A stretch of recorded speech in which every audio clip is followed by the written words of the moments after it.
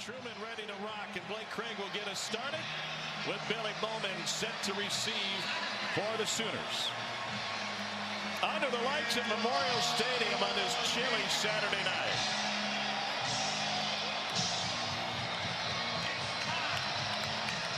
Last time these teams met at this field, the opening kickoff was returned for a touchdown. No chance here. And last time we saw Oklahoma, they were really struggling offensively, so much that they let Seth Luttrell, the offensive coordinator, go. Jackson Arnold recouped the starting job, and now Joe John Finley and Kevin Johns are leading the way calling plays, and Arnold has turned everything around. Yeah, we're really seeing Jackson Arnold 2.0. The decision-making is faster. He's using his legs and his mobility when nothing is open, which is protecting that offensive line. Needs to continue to get the ball out fast against a really good Missouri front seven tonight. Their starting running back Javante Barnes was magnificent against Maine. He is unavailable tonight. They'll start without a running back out of the shotgun. And now Taylor Tatum in the backfield with him. And Tatum with a burst up the middle. He's got incredible promise. He gets to start tonight and rips off 9 on first down for the freshman out of Longview, Texas. And a big boost to this offense, getting 2 of their top receivers back tonight as well. On second down, Arnold has to eat it and just barely gets past scrimmage. Christian Williams with the stop, a gain on maybe 1. Well, part of the offensive struggle for this Oklahoma team for most of the years, they've had their top 5 receivers out almost the entirety of the year. Getting Deion Burks back tonight is massive. Also, Jaleel Farouk, who broke his foot in the opening game this year against Temple. He's back as well. 2 of their top 5 surely will help out Jackson Arnold here tonight. And let's see if they go to him on a third down. Third and short. It's a 9th different starting offensive line for Oklahoma. A new left tackle, Arnold, able to squeeze through and pick up the Oklahoma first down. Michael Tarquin came out for warm-ups, but he's unable to go to get this thing started. So Logan Howland is getting a start at left tackle. And this is one of the things that you're noticing in this Joe John Finley offense is the tempo is back. They're going a lot faster, a lot more consistently. When Jackson Arnold showed up at Oklahoma, Jeff Levy was the offensive coordinator. Got away from that when Luttrell was promoted after Levy left for Mississippi State. Xavier Robinson in the backfield. Play action into the slant but high. Trying to find Brennan Thompson. Oh, nice little read on the RPO from Arnold there. That one just came out a little high, a little hot. First throw of the night. Get those anxious nerves out.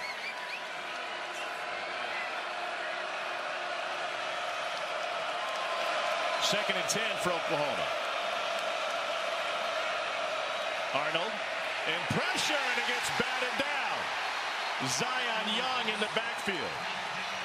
Jackson Arnold was asked about coming on the road this week and playing in front of a sellout crowd. He embraced it. And you think about the idea to embrace the toughness. I like road games. Different environment gives you an edge. Second, third down faced by Oklahoma tonight. Yeah, they're going to have to keep an eye on Johnny Walker, defensive end from Missouri. Really good player down here at the bottom of the screen. He had 2 sacks in the first half against Jalen Milroe last time out. And they're empty, so no one to chip up. Now they're going to bring Tatum back. Let's see if they chip 15 here, try to give Jackson a little extra time in the pocket. You wonder how Tatum's pass pro is. Play clock at 0 as the snap gets off. Pressure from the other edge. He lost the football. Arnold pounces on it, and it'll be a loss of 10 yards on the play. Well, I mentioned Johnny Walker. He doesn't get a chip. He's one-on-one. He's actually going to make an inside move, and they're going to cave down the right side of this offensive line. That's going to force Jackson Arnold to try to escape to the left. We saw an errant throw on Jackson Arnold's first attempt. That time, ball security issues. It's cold out there, so that ball feels a little slick at times.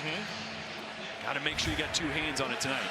It was pouring down rain all morning and afternoon. It is still a bit misty, but no rain in the forecast. Luke Elzinga with a nice punt. Great hang time taken at the 31-yard line. by Luther Burden. Okay, so here's Drew Pine, a Connecticut native that started receiving offers the summer after his 8th grade year. Of those offers, not only Nick Saban in Alabama, Florida State, Notre Dame, but also Missouri. Barry Odom and his offensive coordinator Josh Heupel offered Pine before he even played a high school snap. At Notre Dame, he was 8-2 and very efficient at the quarterback position. As an All-American tight end, they had a great defense, a lot going well for Notre Dame that year. Yeah, and since that point, just hasn't played a lot of football until 2 weeks ago at Alabama. Just one start at Arizona State in 23. Important they get him off to a fast, consistent start here tonight. Nate Noel is in the backfield. He's been banged up. And Noel is able to get forward for a gain of 3 on first down. Yeah, and that's a big boost to this offense, getting Nate Noel back. He's so dynamic. He's able to put 1 foot in the ground and get vertical, and this run game will be big here tonight for Missouri. Luther Burden is in the slot. He was a one-time Oklahoma commit. He's got the gold t-shirt and gold socks underneath the all-black unis. Noel bottled up and taken down. Don't mention the tackles for loss up front. This is an aggressive Oklahoma defense under Zach Alley, and it's got Brent Venables' fingerprints all over it. Yeah, they just fly around. Kip Lewis here just read that the entire way. Blocking wasn't great up front. But this defense under Zach Alley is fun to watch. They're opportunistic. They're pressure-oriented. The strengths are the linebackers. Danny Stutzman and Kip Lewis we saw there making a play. They have loaded the box on this 3rd and 10. Jamal Roberts is the Missouri running back now. Pine to throw out to Roberts, and he was lucky caught that before being taken down by Ethan Downs. It's a loss of 6. The last 2 go backwards. Missouri knows, Eli Drinkwitz knows, they're going to have a hard time moving the football tonight. Yeah, the plan's going to be a lot of screens, a lot of perimeter throws because of Drew Pine's height. Really struggles at times seeing over a big offensive line, but Oklahoma knows that as well. And Ethan Downs right there read the screen right away, fought through a block, and made a great play to force a punt here. 4th and 16. Luke Bowers on to punt it away for Missouri. Might be a punt fence. Oh, they almost got it. Wow. By a fingernail, and it's taken at the 36-yard line. A 39-yard punt. Sooners back on nearly every single time. That's why I said Jackson Arnold 2.0 is kind of what we're seeing under Joe John Finley since he took over as offensive coordinator. Tatum and Robinson in the backfield with him, and here's the freshman. Taylor Tatum picks up a 1.5 yards. Coming off a good game against Maine, where he averaged nearly 5 yards a carry against the Black Bears, but Javante Barnes had a 200-yard game with 3 touchdowns, got injured in that game, and unavailable tonight for Oklahoma. On 2nd and 8, Arnold keeps it, weaves through traffic and picks up the first down, and the ball came loose and into the hands of the Tigers. Arnold insists he was down. Missouri comes out with it. And they say it's Missouri's football, but they're going to take a nice long look at this one. Johnny Walker. Yeah, great play design. Now let's see if that left knee comes down. Oh, I think that ball's out. Wow, my initial replay, I thought maybe it looked like his knee was down there. That was clean. Great job. Sorry, Dalen Carnell punched it out. Yeah, Carnell got his hand in there. Johnny Walker got the fumble. And see, he's doing everything right there. He's starting to cover it with 2 hands. That's just one. It never comes from the guys you see in front of you. It always comes from the side anytime those balls get punched out. The ruling on the field was a fumble. They took a quick look at it, and it indeed belongs to Missouri. And a short field for Drew Pine. Comes from a football family, the first ever to have 3 generations go to the NFL. And Pine grew up a huge Notre Dame fan. He loved Rudy even as a 3-year-old. Brady Quinn was his favorite quarterback. And the guy who recruited him was Tommy Rees. Here's a swing out to Burden.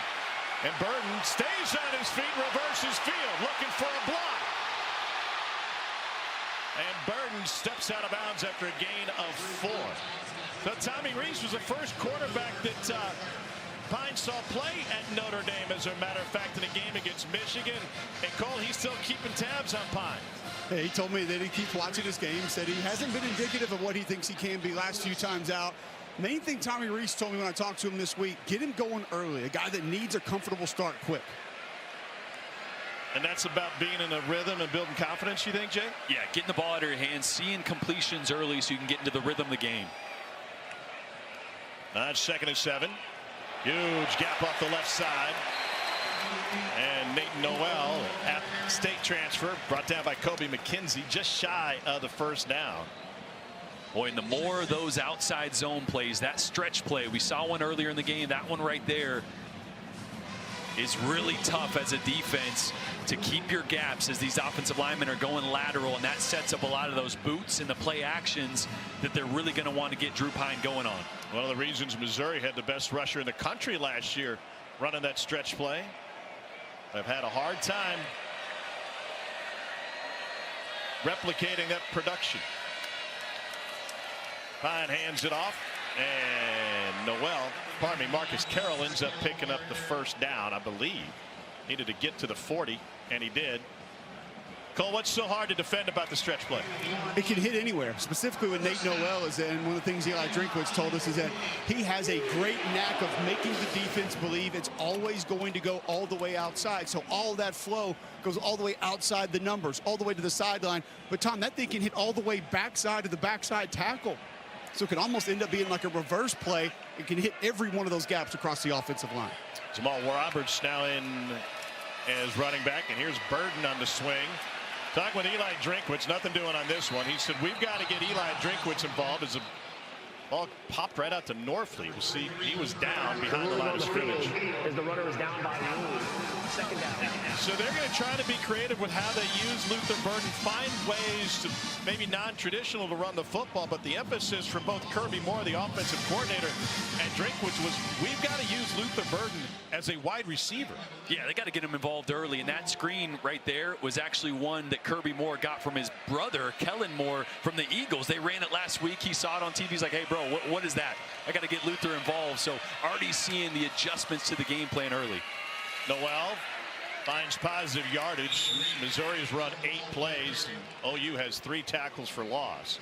Well, you've been burning the phones. What else you learn about the Kirby Moore and the Moore family? Well, it was interesting. Kirby Moore saying they needed to find new plays to help Drew Pine out. I talked to Brian Harsin today about Kirby Moore. He said, Cole, listen, if there's a guy that has resources to go to find new plays, Kirby Moore is that guy. His father, one of the most successful high school coaches in the history of high school football. He only won 234 of his 272 games he coached. He said when he was recruiting him, Kirby Moore, he went downstairs in their basement, playbooks, binders, whiteboards, everywhere. They had hundreds of games TiVo'd down in their basement, and Kellen and Kirby and their dad will be down there just grinding on football. Well, Kirby still holds the national record with 95 receiving touchdowns as a prepster. Pine gets out of the pocket just barely. Ethan Downs was chasing him. The 4th down coming up for Missouri. It'll be 4th and 9. And this is going to be part of the play calling and the struggles here. Drew Pine checks in just under 5'11", 5'10", and some change. And seeing over the offensive line downfield, especially down the middle of the field, not something he's super comfortable with. That time there, it being 3rd down, tried to attack the middle of the field, tried to get some high-low combinations. Nothing there. Just want to try to stay out of the 3rd and longs as much as possible. Really limits what they're able to do with Pine. Punt formation for Missouri and Luke Bauer. Peyton Bowen stands at his 8. It's well over his head. And halfway into the end zone. No score early on in a series that dates to 1902 on a perfect night in Columbia, Missouri. Sooners and Tigers. Hey, Tiger Barbershop. SEC Saturday Night is presented by T-Mobile 5G Home Internet. Get internet how you want it. 97th all-time meeting between these two programs, and the first since 2011. They played every year from 1919 to 1996. And Oklahoma's won 20 out of 22. Sam Bradford and company. A couple of Big 12 championships, including touchdown pass to Joe John Finley in one of those. Oklahoma has dominated this series, winning 30 of the last 34. Ever since Don Farrell taught the split T to Bud Wilkinson, it was over.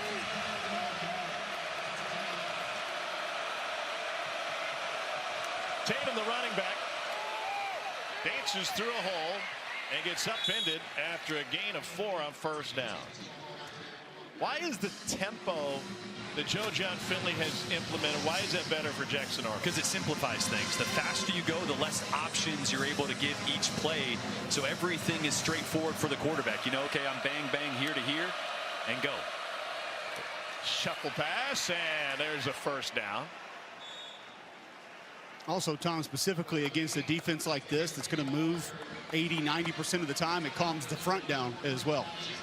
Missouri front had early success against Alabama 2 weeks ago. They drop 8 here, and Arnold finds an open pocket to Brandon Thompson. Just really impressed with how quickly the ball is coming out of Jackson's hands. And talking to Brent Venables and Jackson Arnold, obviously Joe John Finley and his play calling and the sequencing of plays has really helped. To the sideline, and that's Jalil Farouk, his second catch of the season. But everyone we talked to credited Kevin Johns and his impact in the quarterback room. And if you think about it, Seth Littrell had never coached quarterbacks. He was the offensive coordinator. Now he has Kevin Johns, a guy that's coaching every aspect of playing the position. And we're seeing it pay big dividends just in a few games already with Jackson Arnold.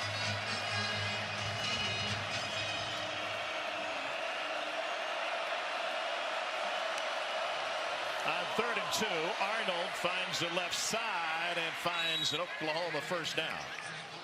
Another element that they now have at their disposal is more of the quarterback run game. When we met with Seth Littrell early in the season, there was a hesitation to use Arnold much in the run game. They didn't know what they had in Michael Hawkins behind him. They wanted to make sure he stayed healthy. Now it's, hey, listen, fellas, we got to find some wins if we want to go to a bowl. And you kind of throw all those concerns out the window. Well, especially with the offensive line, right? Starting their 9th different rotation in just 10 games.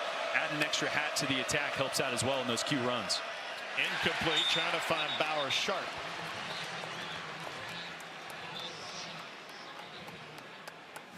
Funny moment pregame. A young man snuck into the Missouri student section wearing a Baker Mayfield jersey. Missouri Highway Patrol said, son, come over here and show us your ticket. Are you safe? Can we take care of you?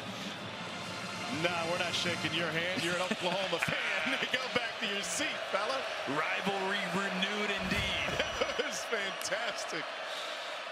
Public servant or not, this is football. You're wearing the wrong color tonight, bub. Yeah, that highway patrolman was of age. He's seen the Sooners come in here and do damage time and again. I love it. Another 3rd down. Sooners 2 of 3 on 3rd down tonight.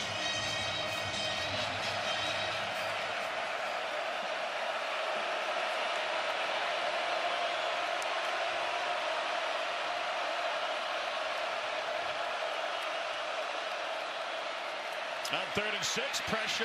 Arnold gets rid of it, but incomplete. Farouk was absolutely draped by Drayton Norwood. And Oklahoma have to punt it away again. And once again, Johnny Walker Jr. is just compressing the pocket, right? He's not winning freely, but he's compressing the pocket and forcing Jackson Arnold to escape, get outside, off platform, and tight coverage. That's a really tough throw to make. Great job early from this Missouri front 7, not letting Jackson Arnold get comfortable.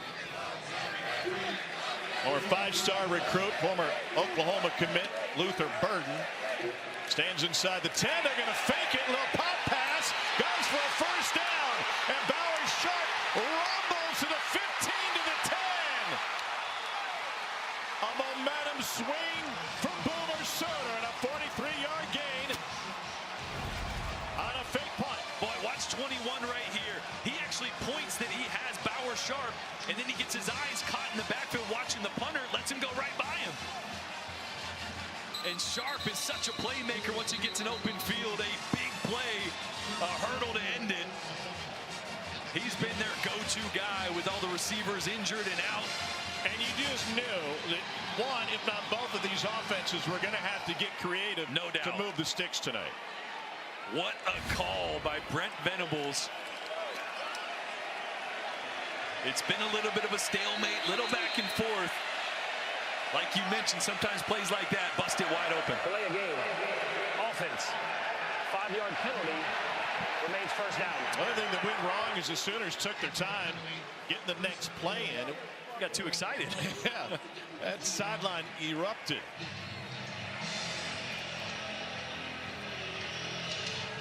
It'll be first and goal from the 15.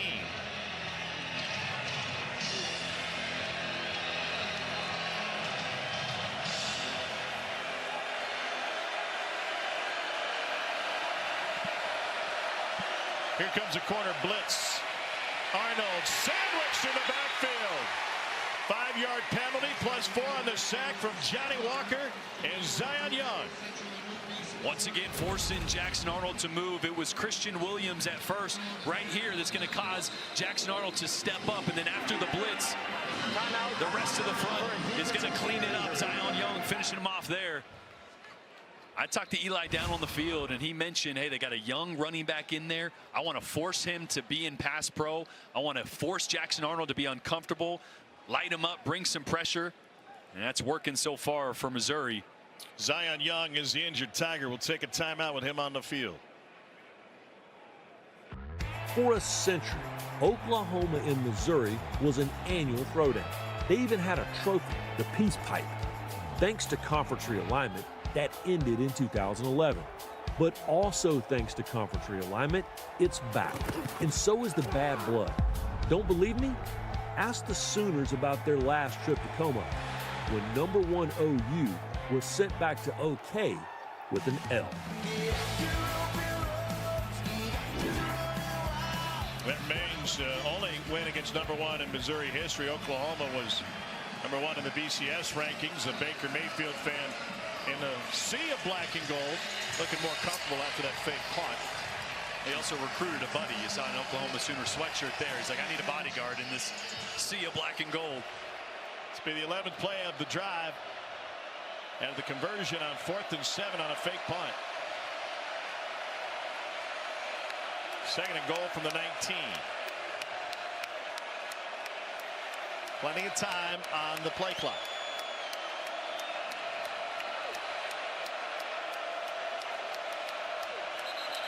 And we got whistles pre-snap.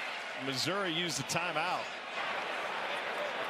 Timeout, Missouri. It is their first. It will be 30 seconds. Now keep in mind, when there's that much time on the play clock and you've already done a check with me, the coaches are in the headset of the quarterback until 15 seconds on the play clock. Plenty of time to direct traffic pre-snap. Yeah, I love the play design there. A lot of movement. So Joe John Finley really trying to get an idea. Okay, are we in man? Are we in zone? How can I attack this? It's not just how do we attack, but also how do we protect. Yes. Jackson Arnold has been sacked himself 27 times this season. In the last 3 SEC games, they keep setting records the wrong way. 9 against South Carolina by 9 different Gamecocks, and then Ole Miss got to him 10 times. 2nd and goal. Pressure coming up the middle, and Arnold taken down. This is a bad matchup for OU's offensive line against an aggressive Missouri defense. Yeah, Chuck Hicks is going to be right here, and as soon as the running back blocks, he's going to do what we call a hug rush or a green dog. His responsibility is the running back, but as soon as that running back's in protection, he's going to add to the rush, so it happens a little later. Now 3rd and goal. Arnold trying to get out of the pocket, and he dives forward to the 22, maybe the 23. And that will bring an end to the first quarter. Neither offense has been able to get anything going, but the fake punt for Oklahoma originally set them up with a 1st and goal. That is the end. We'll come back to start the 2nd quarter. Sooners will have a chance to put points on the board with a field goal if they so choose. Goose eggs through 1 quarter of play in Como.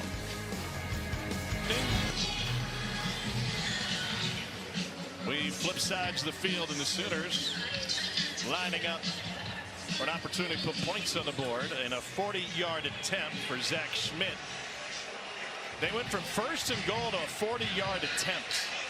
2 sacks after they had 1st and goal and a penalty. Points are going to be hard to come by tonight for both sides, it seems. Not much of a breeze in the north end zone.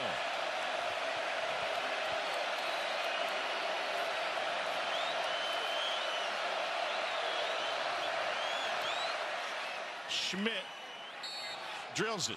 And Oklahoma finds the scoreboard after a 12-play, 58-yard drive. But Jackson Arnold seeing ghosts already. Yeah, you're already starting to see how the pressure is affecting Jackson Arnold on this last play. I want you to watch his eyes. Watch as he's stepping up in the pocket. His eyes right here are going to drop. And he's got a really clean pocket right here. Clean pocket. He starts to run before he needs to. Now, if we flip to the all-22 view, watch Deion Burks right here. This is his first read and clean pocket. If he keeps his eyes up and isn't seeing ghosts here, Deion Burks comes wide open for what should be a touchdown. But when you start to get hit a little bit, you start to see some pressure. Your internal clock starts to really speed up. You start to drop your eyes, and you're not able to see those receivers come open for potential big plays. You guys talked about the left tackle situation earlier in the game, Jordan. I felt like there was almost even some anticipation on Jackson Arnold's part to leave left, knowing that was going to be a problem over there before even your eyes came down on that last play that you showed. Yeah. Redshirt freshman Logan Howland at left tackle. 58 yards on that drive, 43 on the fake. While we were away, Cole caught up with Missouri head coach Eli Drinkwitz. Coach, I know you wanted the plan to be aggressive defensively. So far, I've been working out, been able to get to the quarterback and affect this offense in the backfield. Yeah, big time stop right here by our defense to try to limit them to a field goal right here. We just got to clean up our offense, try to find some rhythm. How do you build that? Establish the line of scrimmage running the ball. We haven't, we had a couple of runs, but we got to be more effective. We can't be behind the chains. Thanks, Coach. MIZ. That echoes what Kirby Moore told us yesterday. They went back and watched film of Drew Pine when he was at Notre Dame to find some stuff that he was comfortable with, and it starts with running it. Noel picks up 5. What have they added and subtracted from the playbook? Yeah, I asked Kirby, it's like, how many plays did you flat out just add that you didn't have at all in your playbook? He said probably about 6 pass concepts or so. A lot of those were play action stuff that Drew Pine was more comfortable with, that he liked from his time at Notre Dame. And so they put in 6 brand new pass concepts today from that film study. That was Marcus Carroll on that drive. Picked up 5. Jordan Harrison at tight end now. Drew Pine was a top recruit before he headed to South Bend. Was banged up at Arizona State and saw limited action last year. Came to Missouri out of the transfer portal. Stopped by Danny Stutzman and playing behind Brady Cook, who initially had a foot injury and then suffered a hand injury in the Alabama game. He actually banged it on helmets twice, once an Alabama player, then a Missouri player. Not only is he unavailable tonight, but you have to wonder when or if he could get back. Off the right side, and that's a first down run for Jamal Roberts.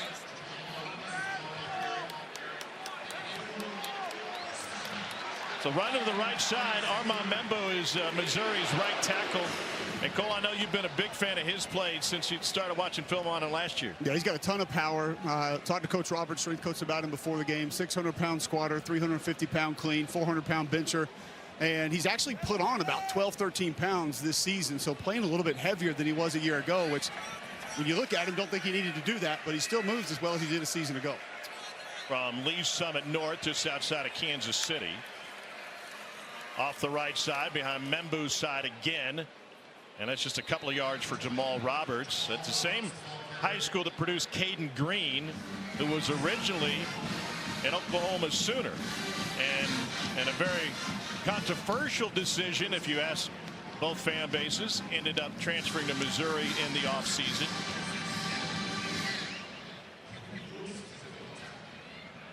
He was a 4-star recruit and rated the #2 offensive tackle. And Caden Green's flip to Missouri is one of several kind of back and forth that these two programs have had on the recruiting trail. Pressure and delivered on time to the edge. It's Marquise Johnson, and Missouri's got 3rd and manageable here. And those are the throws that Kirby Moore wants to get as many of as possible for Drew Pine. Right, I love how they disguise the tight split there with a motion the guy away. It leaves a lot of space there to the boundary. Nice easy throw for Drew Pine. Bringing an extra tackle. Mitchell Walters on the right side. They ran it out of this formation last time. Fake toss straight ahead. Pine swallowed up. Maybe got a yard. Needed 2. 4th and short. Grayson Halton with the stop. Missouri's going to leave the offense on the field.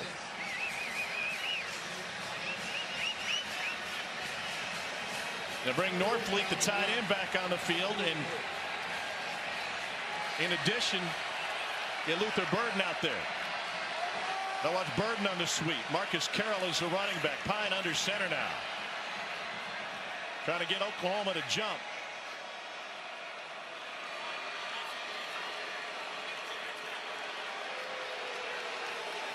And there's Burden on the sweep.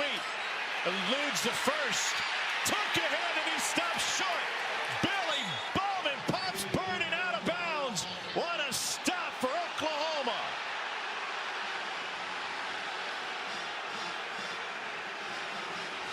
Burden is still on the ground at the Oklahoma sideline. His offensive line will come over to try and collect him, but he may need a trainer.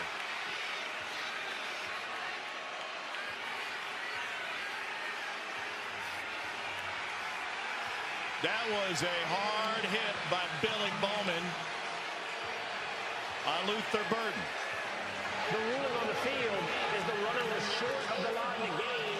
It'll be first down Oklahoma. It's a turnover on downs. Burden, Missouri star players, being tended to by athletic trainers, and now he finally gets to his feet, helped up by Curtis Luper, the running back coach. And there is some steam on the sideline. Burden thought he had the first down, and then Billy Bowman said, "Not so fast." This is a big-time hit in a rivalry renewed. It was in the center of a heated recruiting battle between these two programs. Just a second consensus 5-star to ever sign with Missouri, and he's in the trainer's tent right now. Here's a swing to Jaleel Farouk. And Farouk gets wrestled out of bounds. A little extra maybe on the Missouri sideline now. Just to be clear, the hit on Burden was totally clean. Yeah. And everything that happened afterwards was as well. Emotions are running a little high. No doubt. But nothing unsportsmanlike. No, sometimes you worry about running into one of the players standing there over on the sideline as well. Nothing there. So hopefully just a little banged up and he gets back out there. Arnold's got the football, a first down, and plenty more. And after the turnover on downs, Oklahoma marches inside the 20 on his 20-yard quarterback run. You got a contained player coming here that just goes, sells out for the running back and leaves nobody for Jackson Arnold. That was Sidney Williams, yeah. I believe. Arnold looking end zone. That was well covered. And he's got to scramble again. And we've certainly seen, to the point earlier, and the difference in approach with this Oklahoma team, more quarterback runs with Jackson Arnold recently. Yeah, using his legs. I mean, we saw the graphic earlier about the 25 sacks in the last 3 games. Offensive line really struggling. So the more you can add a hat, which means now a running back is a blocker. So you have one extra blocker to add to the offensive line when the quarterback runs the football, really helps that group out up front. J.J. Hester bottom the formation for Oklahoma. He's a former Missouri wide receiver. Handoff. Bauer sharp, trying to hang a U-turn, and he goes down for a loss of 4. Credit Chuck Hicks. Nearest man to the play. Burden back with the offensive group. Oklahoma looking at a 3rd and long. For the Sooners, it's 1 step forward, 2 steps back.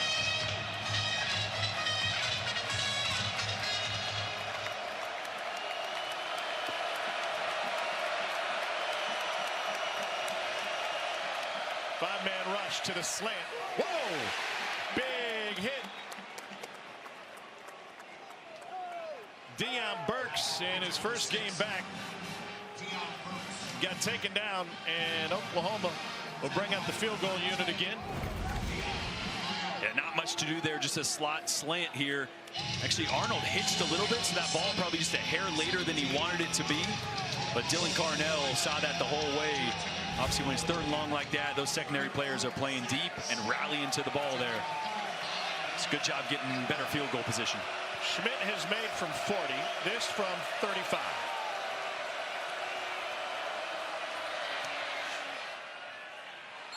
And it's good. Oklahoma has converted, even though they have struggled when they got into the red zone. A pair of field goals for the unbreakable Zach Schmidt. 6. Thanks. All-State playoff predictor shows the importance of that game tonight in the Bayou. Alabama wins, 69% chance to make it to the 12-team CFP. LSU, you see its odds improved to 48%. It's total chaos in college Can you football. imagine if there wasn't a 12-team playoff this? I mean, the Big Ten has a bunch of one-loss undefeated teams. The SEC. It would look like 2007. Yeah. When everybody lost at the end of the season. Not only West Virginia, but Chase Daniel and Missouri did to this Oklahoma program. That got LSU back in the college playoff picture. So Brady Cook is a Missouri native, and you know it just kills him not to be on the field tonight. 34 consecutive starts, and out tonight with a hand injury. You knew if there was any possible way that he was going to be able to step on the field and do anything, even at 50%, that he would be there. So that tells me the ankle injury, the hand injury, just a little too much. But he's the heart and soul, and you can see him still heavily involved there on the sideline trying to help Drew Pine out. Drew Pine is 4 for 4 for 1 yard. They go with that sweep again to Burden. Last time he got lit up. This time lost his mouthpiece, but he took it for 10. You know, it's a Missouri first down. Interesting talking to Kirby Moore as there's an Oklahoma player down. It's Washington. Timeout for a defensive player injury. As Woody Washington holding his right shoulder.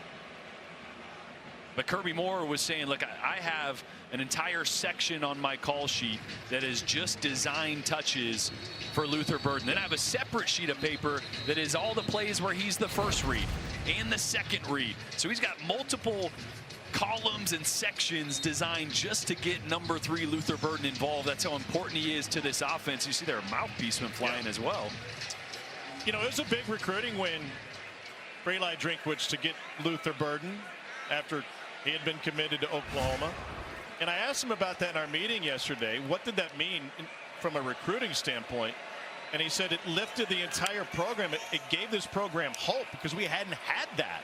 Norfleet tried to hurdle, and he picks up a couple on that one. And that hope got the fan base excited. It really put Eli Drinkwitz on the map as a recruiter, hanging with the big dogs. And it got everybody fired up. And already 4 touches tonight. You see there, Mel Kiper has him really high on his big board. A lot of NFL teams love the talent, but no touchdowns in the last 4 games. He was visibly frustrated 2 weeks ago at Alabama. Just 3 touches for 3 yards. Yeah. Here's Noel back on the field, and Noel picks up a couple. That'll be 3rd and 5. Let's go back to Luther Burden being recruited out of East St. Louis High School and originally committed to Lincoln Riley in Oklahoma. And he said, respect my decision, ... business move. And they're trying to stand on business tonight. That's a moniker that Eli Drinkwitz loves saying. Part of their identity and their culture last year. I think they probably got a new one this year, but he said they came in to this season with a lot of momentum. They didn't take advantage of it. Already 2 losses. 4-man rush. Pine flush from the pocket. There's a flag likely holding, and it is incomplete. In and out of the hands of Brett Norfleet, the talented tight end. On a great job there by Grayson Halton. Offense, number 74. The penalty is declined. 4th down. Yeah, that was Cameron Johnson trying to wrangle in Grayson Halton. I love Cameron Johnson. Said, hey, Rev, what did I do there? Well, talking with Daniel Gotro. What did he do? Well, let me show you. Grayson Halton's trying to get to the quarterback, and you got your left hand on his chest plate. And honestly, that wasn't terrible. Yeah.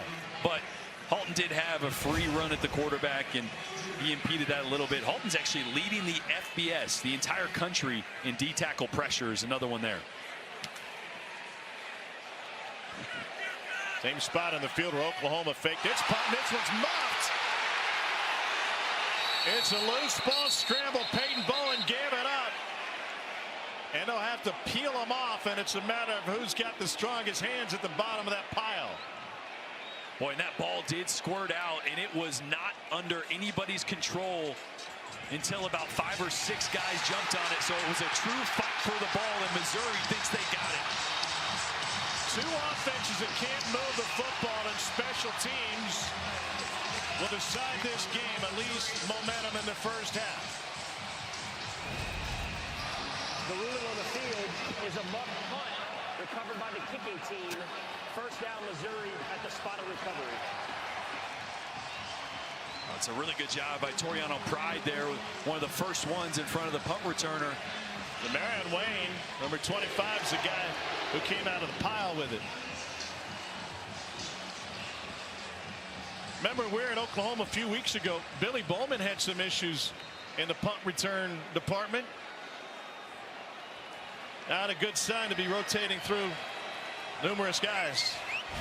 Big play by Wayne. He gets a turnover roll on the Mizzou sideline. Play action. Pine fires. Caught. Mizzou first down. Theo Weiss, former Sooner. Gain of 19. And I love the play design. Move the pocket a little bit. Caden Green, actually the former Oklahoma offensive lineman, with a great block to give Drew Pine some time, and a double move to Theo Weiss. You think all these guys who have bounced back and forth still have gear from the previous school? Yeah. I still got a drawer somewhere with gear from every team I was ever with. Some BC Lions stuff, some Bucks stuff, some Vandy stuff. They go big up front. Walters back in as an extra tackle. It's the longest Missouri play of the night, 19 yards. Play clock at 1. Pine's got to use the timeout. Drinkwitz was thinking the same thing. Timeout, Missouri. Sooners with a fake punt to set up a field goal. Missouri pounces on the muff punt. Put them in scoring range. 5:02 to go in the first half. Tigers with a 1st and goal after this. 2 programs have first met. Turn of the century, 1902. Nate Noel is in the backfield for Mizzou. Pine with a handoff, and he got drilled. Another tackle behind the line of scrimmage. McCullough came up with a big lick that time. That is how you set the edge against the outside zone. McCullough slips a blocker and finishes with his face mask all over Nate Noel. There's some thumping going on down there tonight.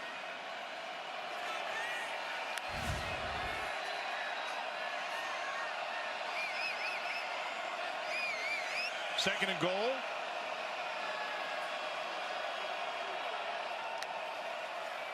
Pine steps up, wants to run, tried to change direction. And Ford got him from behind.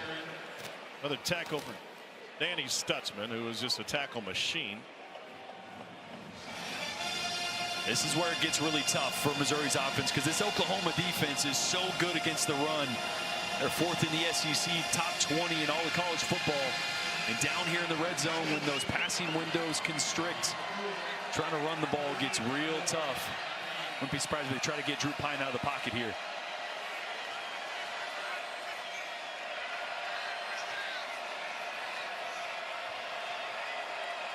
On 3rd down. Pocket holds. Pine moves, and he threw it to the weight room. So the Tigers will settle for a field goal.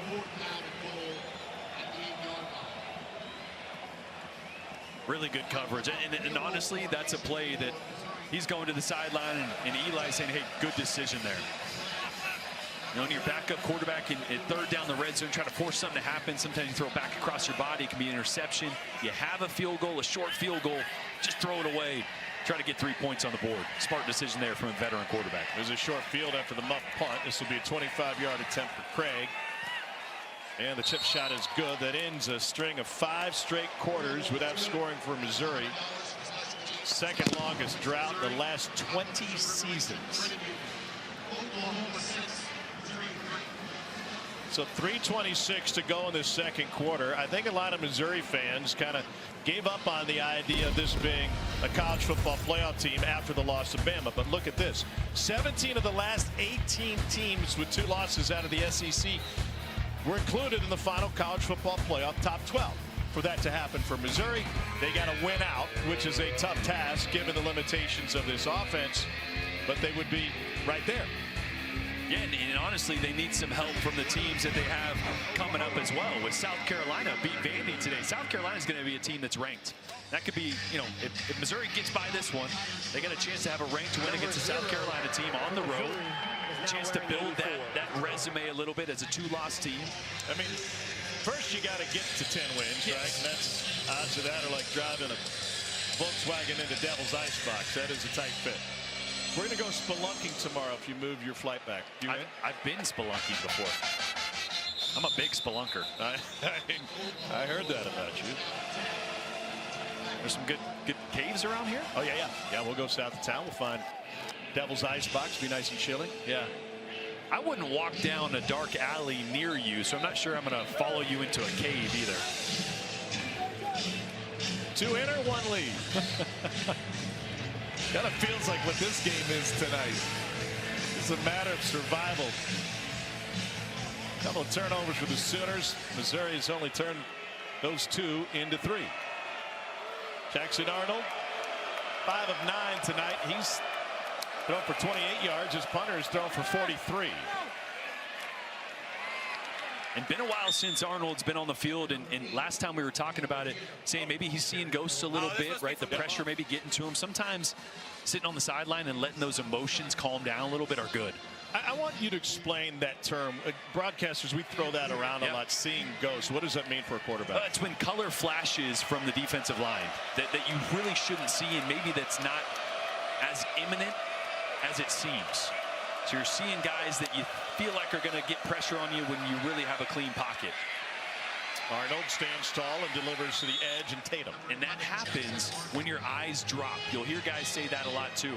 If you're looking at the rush at the defensive front, you can't play the quarterback position. But the more you get hit, the more those eyes drift, the more that color flashes, you can start to look at it. And that's what I tried to illustrate the last time Oklahoma had the ball. And here on 3rd down, Jackson Arnold's going to need to trust his protection and see if he can't find one of his guys downfield. Tigers have their own personnel on the field. Run one in, 3rd and 5.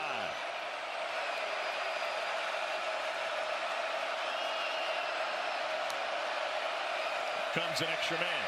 Arnold to the slant. Incomplete. Dalen Carnell with the coverage on Deion Burks that time. I love the play design. They get into a little bit of a bunch. Trying to get a little rub release on a slant. The coverage was just great by Carnell. Ball was in a good spot. But, you know, we saw this with Ole Miss last week. They go to the double slants. The safety's able to come up a little bit. What impact does the lack of a good offensive line have on the plays that you can run, having time to run them? No doubt. I mean, it's 3rd and medium, and you're trying to get the ball out super quick because you're not sure you can hold up for 2 seconds to just attack the intermediate part of the field, let alone take a shot downfield. A little creative on the punt formation, and Burton goes down like a sniper got him. 44-yard punt. And there's a fisticuffs back on the right side, 30, and a flag down. We got multiple flags down. During the kick, holding, receiving team number 18. The 10-yard penalty will be enforced from the end of the kick. 1st down. And you'll go try our white hat, so that'll back Missouri up. First penalty of the game against Eli Drinkwitz's Tigers.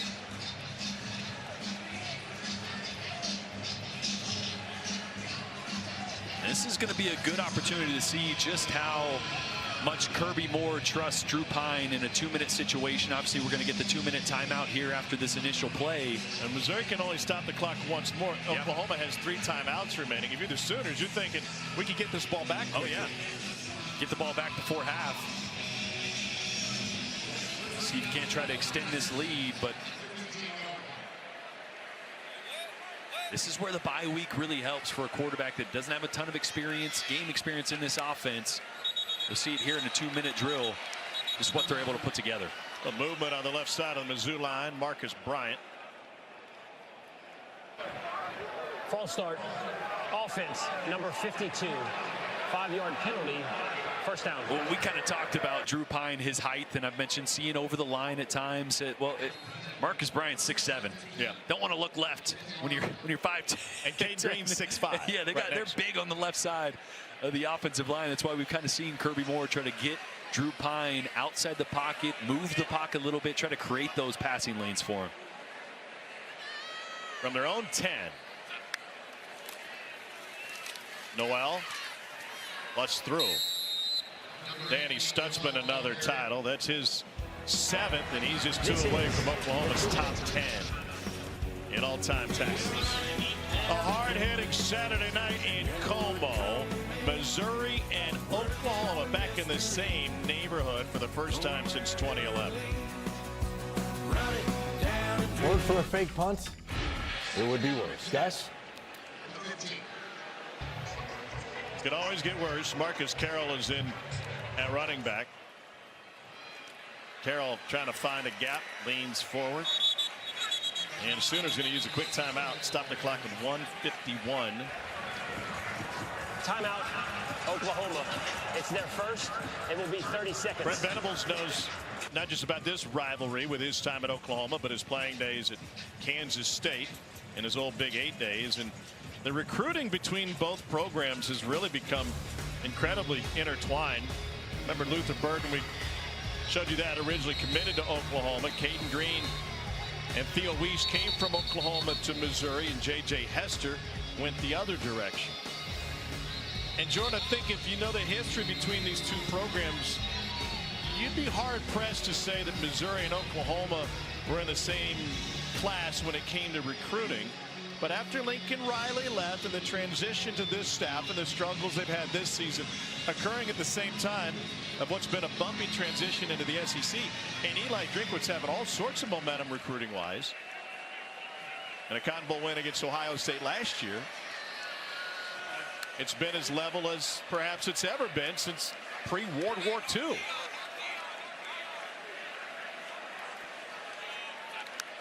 Roberts, the running back, on 3rd and 6. A burst, and he's got a first down. Missouri still has a timeout in its pocket. I love this, right? Last time Oklahoma walked these guys up, they dropped them out. So great, use that against them and get them on the move. See these guys drop out? Now you got nobody really pushing those offensive linemen. They're able to get a lot of lateral movement, a lot of lateral push there, and a big first down pickup. Missouri's longest play of the night is 19 yards. A long way to go with 1:47 remaining in the first half. A late pressure from the edge. Pine incomplete, just a hair behind Mekhi Miller. You called the Missouri-Alabama game. I thought there were numerous times where Drew Pine wasn't as off as it seemed because he just wasn't in sync with his wide receivers, whether that was effort or execution. Yeah, I think it's a little bit of both, right? I mean, I mentioned he played a lot of football in 2022, didn't play a lot of football in 2023, and last week or 2 weeks ago, excuse me, against Bama, really his first playing time significant of the year. So you're going to have some of those just inconsistencies with where you're throwing, where you're looking, where receivers are. Another nice hole for Jamal Roberts, freshman out of St. Mary's High School in St. Louis. Produced Yogi Berra, Joe Garagiola, and he will limp off the field and replaced by Marcus Carroll. 3rd and 2. Going back with Mitchell Walters as an extra offensive lineman. Clock ticking down. Tigers don't seem to be in any sort of rush. No, they want to let this tick all the way down so they don't pick this up. Sooners can use a timeout and try to get the ball back. And Carroll picks up the first down. You wonder what is at Drew Pine's disposal if you try to speed this thing up. Yeah, the passing game, as we mentioned, little limited in what they feel comfortable doing. But they are going to push the tempo a little bit here with 40 seconds left. Sooners bleed the clock with their defensive substitution following Missouri's subs.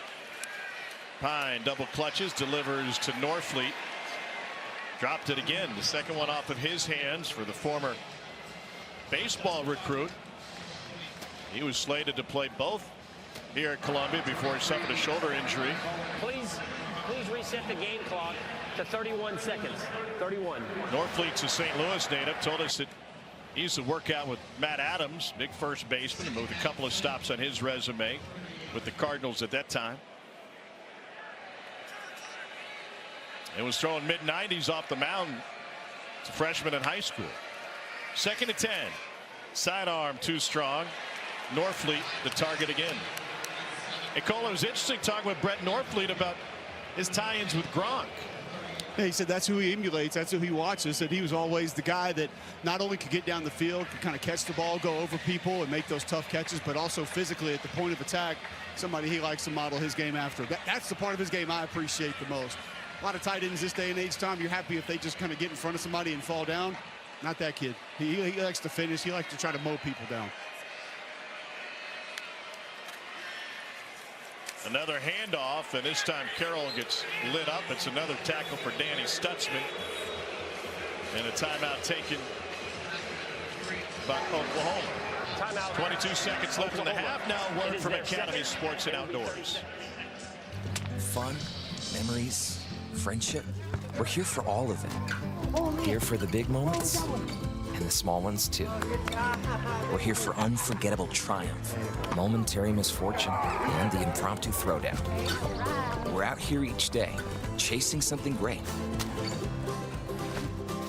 Call it adventure, call it play, we call it fun. Academy Sports and Outdoors. Have fun out there. That was a 10th tackle of the night for Danny Stutzman in this first half. He's now 10th in school history in tackles. This past Kevin Murphy for 10th on the all-time list in Oklahoma history. Tigers to punt it away. Bowen handles this one. Got a seam.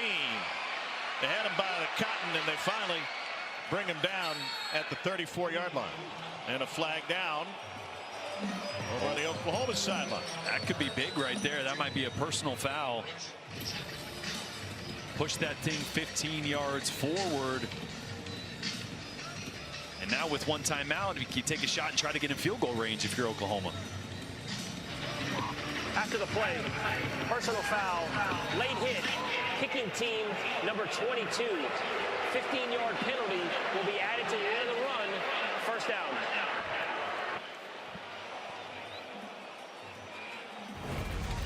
Oklahoma received the opening kickoff, so Missouri's going to get this ball after half, and you see just the late hit there on the ground. Please reset the game clock to 11 seconds.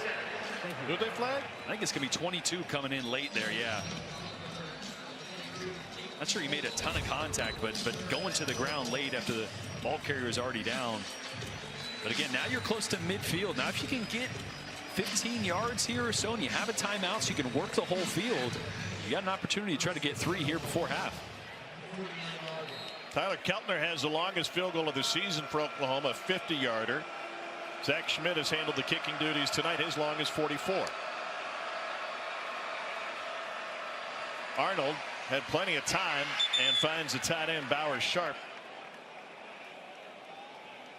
And they lose a yard on the play. Yeah, a lot of room in the middle of the field. I was hoping they would try to attack the middle there with that timeout in their pocket. But had a couple of out-breaking routes trying to use the sideline. It's likely we have less than 200 yards of total offense in this first half.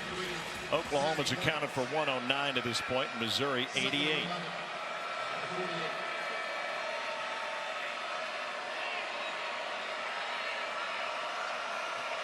Two quarterbacks have thrown for a total of 47 yards. They'll get more here on the slant to Deion Burks. And the clock went to triple zeros. And we'll see if that's indeed the end of the half. Missouri's going to try to head in. This is one where you'd have loved to be able to tell Deion Burks, as soon as you catch it, go down. Set the clock to 1 second. Oklahoma will take their third timeout of the half. It'll be 30 seconds. What a break for Oklahoma. They get 1 tick back on the clock, and they'll have a chance to line up for what will be a 56-yarder, 57, excuse me. Yeah, Burks tried to break that tackle at the end there. You'd have loved for him to go down and not even make it in question whether it was time or not, but that second goes back on. And important one here, because like I said, Missouri will get the ball after half. So 56-yard attempt for Zach Schmidt, who was made from 40 and 35 tonight. Missouri, it is the third. It will be 30 seconds. Missouri will try to ice Schmidt, whose season long is 44 yards, but also handles the kickoff duty. It was a great job by Brent Venables to chase the ref down the sideline, really a full sprint there, and as soon as Deion Burks was on the ground, he was already signaling timeout. Eli Drinkwitz obviously doesn't agree with that. No, and this is a long conversation. And by the way, the career long for Schmidt is just 46. That came against Iowa State last year. Yeah, watch this as you see Deion Burks going down. Watch the top right of your screen. You're going to see Brent Venables following the ref, signaling timeout the whole way. Burks is going down top right of your screen here. Venables and the ref are going to enter the picture. Right there, you see Venables chasing him. He was calling timeout the whole way. And so there was a second left when the first down was gained. The stop of the clock. Missouri will have a returner under the goalpost. It is 56-yard attempt. Zach Schmidt from the right hash. And he absolutely drills another. Would have been good from 60. The offense for Oklahoma tonight has consisted exclusively of Zach Schmidt's right leg and the right arm of the punter, Luke Elzinga. Fake punt set him up for one, and then Schmidt banged through 2 other field goals. Plenty of room there, but a perfectly executed 10-second drill essentially by this Oklahoma offense, using that one timeout to get in range and extend their lead. Come up the half, you can watch a live performance of Marching Mizzou on SEC Network Plus. Start streaming now on the ESPN app. Still a lot of conversation between the coaches and this officiating crew. Brent Venables looking for more explanation as the Oklahoma team heads back to the visitors' locker room here at Faurot Field. To get down the field, here's Cole. Coach, help me understand your frustrations there at the end of the half. Oh, just fighting for every patch of grass, man. There's nothing easy about tonight, so no frustration. Nothing. Great kick. How about the kick? I was going to say, your offense had a lot going, but you had a couple big momentum plays. The fake punt, obviously a big field goal there. How do you find more of those in the second half? Yeah, again, we just got to stick with the plan. And everything that's going on here is exactly like we thought it would go. And but we do got to get into a little bit of rhythm on offense, and you're playing a really good defense. That's going to happen. That's part of the game. Thanks, Coach. I appreciate it. 9-3 tonight through the first half. The only thing we're missing, corner kicks. Oklahoma leading Missouri by 6.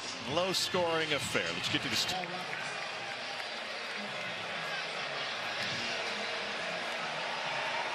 Schmidt handling the kickoff duties.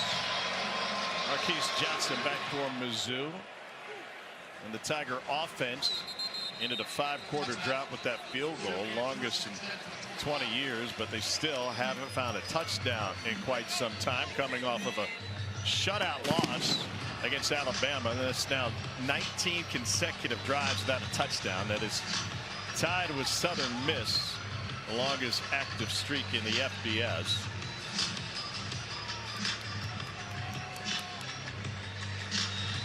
Drew Pine was a top recruit coming out of high school in Connecticut. Started his college career at Notre Dame.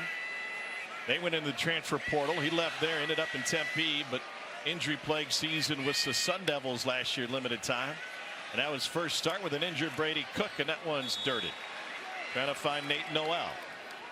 Yeah, trying to get Drew Pine out of the pocket. You mentioned Nate Noel. His health was a little bit of a toss-up coming into this game. Eli said he was going to give it a go, see how much he can go while he's in there. The reps have been limited, but got to find ways to get him involved. He's your most explosive player when the ball's in his hands. Brady Cook is out with a hand injury tonight. Tigers win out. They have a chance to make some noise in this chaotic first year of a 12-team college football playoff. Need to find some offense to be in position to do that. Another opportunity for Noel. Cole, you chatted with Eli Drinkwitz at the half. What'd you learn? That part of the game right there, he said important. Continuing to run the football. I asked if they could get some shots in. He said, I think so. Probably going to have to be off play action, Tom. So this aspect that we've seen Missouri kind of leaning on here early, going to be big in the second half if they want to try to push the ball down the field. Well, that play action could take advantage of those aggressive Oklahoma linebackers. Yeah, problem is it doesn't work in 3rd and long. No, you got to run the football. You got to get it advantageous, shorter 3rd down and 2nd down situations. Tight end Norfleet in there. He's had a couple of drops tonight. Pine, and that one tipped out of his hand, I believe. Ended up on his backside. Kip Lewis in the Missouri backfield. It'll be another 3 and out for the Tigers. Yeah, a little double linebacker blitz there from Oklahoma. Kip Lewis and Danny Stutzman attacking the A gap, and Pine had a receiver open to the boundary. Theo Weiss was there, but not enough time to get that one off clean.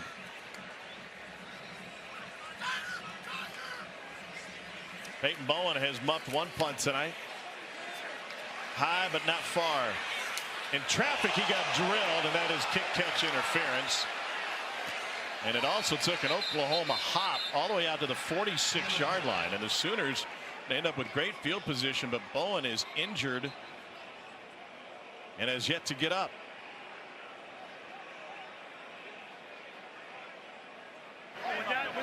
Kick catch interference. Kicking team number 25. The 15-yard penalty will be added from the spot of the foul. First down. Jamarian Wayne, who had the fumble return on the muff punt, a little too aggressive that time. Well, it's the hottest show in cable network television. It's Read and React every Monday night. Cole, let's Read and React. We talked about Missouri maybe getting some shots down the field. How can Oklahoma find some shots down the field in the second half? Pressure's been an issue. Slide protection to the left. Trigger blitz by the linebacker once he sees the back staying in, who's occupied by another linebacker. So it's just a free runner at the quarterback. And now you're stunt where Missouri's able to get home. Penetrator Christian Williams comes in through first. Luke Mann has a free reign around. He also saw Zion Young on the end coming inside, forcing a lot of confusion for Jackson Arnold. That protection breakdown is going to have to be cleaned up for Oklahoma in the second half if they're going to find some plays down the field.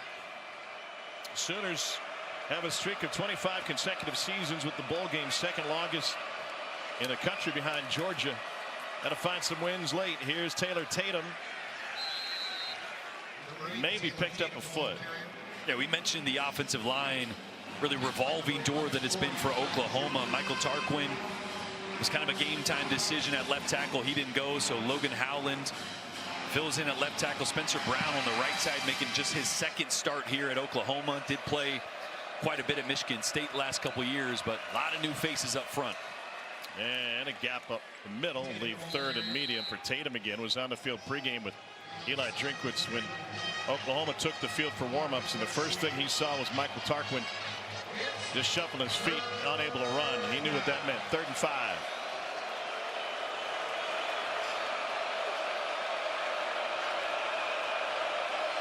Arnold is 8 for 13 tonight, but only 43 yards passing.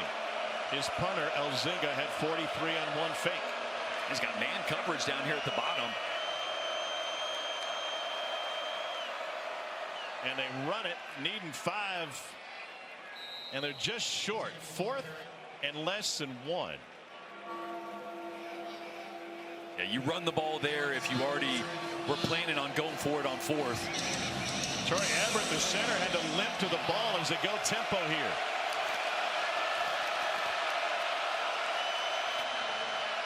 And it turns into a check.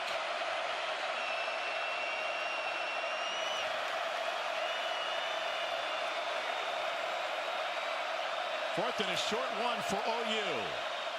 Straight ahead and stoned. It's a loss of 2 yards. Tristan Newson with the stop for Mizzou. Yeah, Newson coming right across the face of Spencer Brown, the right tackle, just blowing this one up in the backfield. Taylor Tatum couldn't get going, and a big stop by Missouri. They'll get the ball back here. Well, we got a great quarterback in the building tonight, Tony Romo, whose wife Candace went to the journalism school here at the University of Missouri, is in the building tonight. He hasn't exactly seen great quarterback play. Luke Elzinga is the longest pass of the night, 43 yards, and the other two quarterbacks, Arnold and Pine, have yet to match that.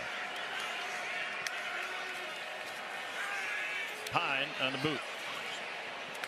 Complete to Norfleet, juggled it going across the sideline. It's a Missouri first down. You had a chance to catch up with Tony pregame?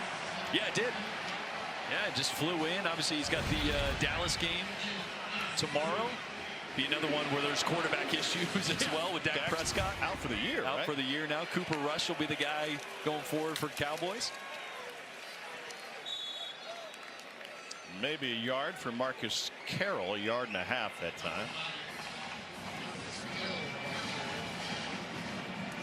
You know, it's not explosive plays for Missouri have really been an issue all year. Right? They're 116th in the country with only 15 pass plays of 15 or more yards coming into this game. So it's not just a Drew Pine issue. They've had trouble getting the ball downfield, creating those explosives, even when Brady Cook was healthy.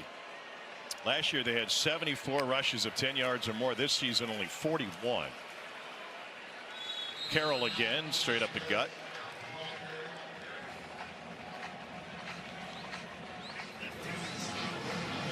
So 3rd and medium. Oh, we're getting our picture taken. This is going on the gram. The no teeth smile is that means you're like, okay, let's take it. Come on. All right, moving along. I've done that in the nose teeth smile a few times, you know. Yeah, well, you've done it with me. Hold on a second. Yeah. You never go caving with me. That's Cole's go-to smile. That's right. All the time. It's the only one. Burden's been a non-factor tonight. He's in motion again. And a first down run for Jamal Roberts. Roberts had the game winner against Auburn as Missouri came from behind after Brady Cook went to and from the hospital in the middle of the game. And as this run game starts to get going, that's where Kirby Moore, offensive coordinator for Missouri, can start to think about those play action shot plays, how to mix those in as Oklahoma adds to the box. Out of the pistol now. Looking for Norfleet. Going deep. Back of the end zone. And incomplete. Luther Burden, the intended receiver. He was matched up with Billy Bowman, who sheathes his sword. A little bit of pressure. It's going to be a double move here, or just a little stutter from Luther Burden on the safety. Those safeties, Billy Bowman playing so low because of that run game. But Drew Pine kind of had to step up in the pocket, navigate a little bit, so that ball came out later than he wanted it to. He'd like to get that up and early, so that ball's at the front of the end zone, not the back of the end zone, and give Luther Burden a chance.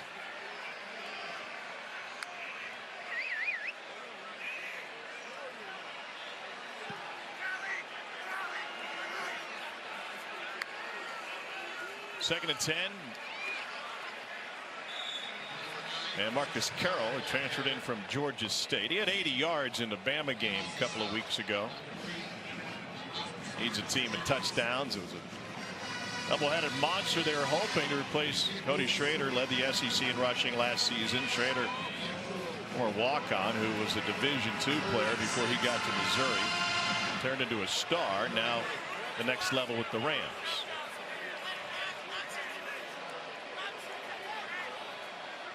Freshman Roberts in the backfield now. 3rd down 6. Pine steps up, hit as he throws, delivers a dart to Burden. Burden goes backwards a few yards, but still picks up the Missouri first down. Boy, the protection there was really good for Drew Pine. A great pocket for him to step up into. You see just Ethan Downs coming off late, but protection was great, and that is a dart.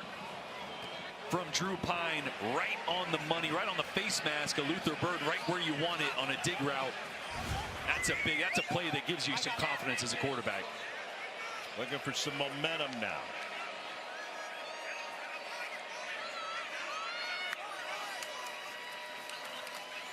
It's Carroll again. They had him by the ankle, brought down by Caden Woolard.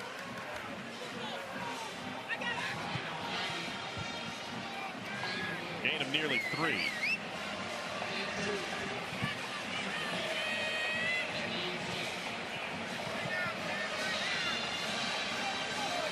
This is where Oklahoma maybe has to start committing, like I said, some extra guys to the box, but maybe get Stutzman and Kip Lewis up around the line of scrimmage.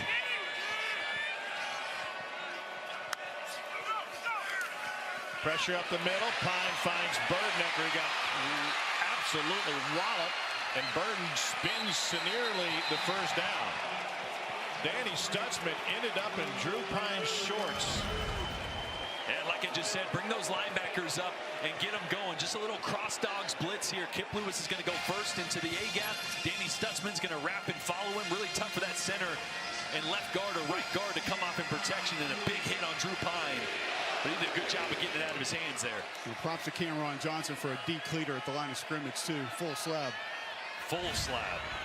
A Bud's barbecue shot. First and goal.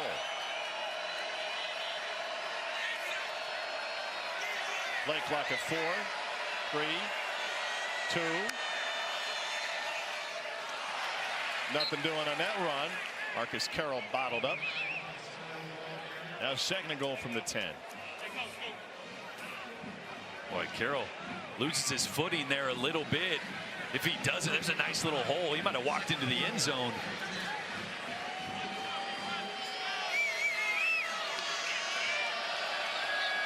The 11th play of the drive from Mizzou. Full house backfield. The inverted bone. And ball's on the ground. Carroll coughed it up on the handoff. Pine ends up recovering. Dominic Williams gets his big left paw in there and knocks it out. That's big 52 here. Left hand, boom. Just knocks it out of Carroll's control, and a great job recovering. Was that Pine that recovered that one? Yep. Oh, that's big in the red zone. And it's savvy. I've said it before, veteran, right? Pine's played a lot of football. Sure. To know when you get in the red zone to peek, even though you're going to sell your fake, just peek back and make sure that ball is secured. He looked and was able to fall on that one. Stops at Notre Dame, Arizona State. He was a starter as a freshman in high school, led his team to a state title. And 2 guys to go through that time, and sneaking through it in. It's Theo Reese. First touchdown of the game.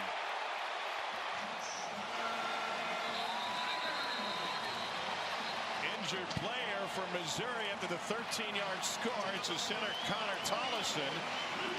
Missouri a point after away from taking the lead.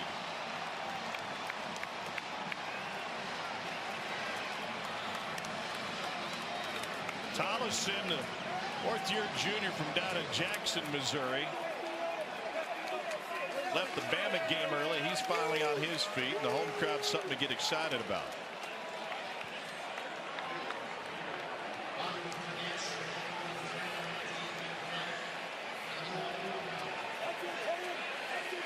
Blake Craig for the point after.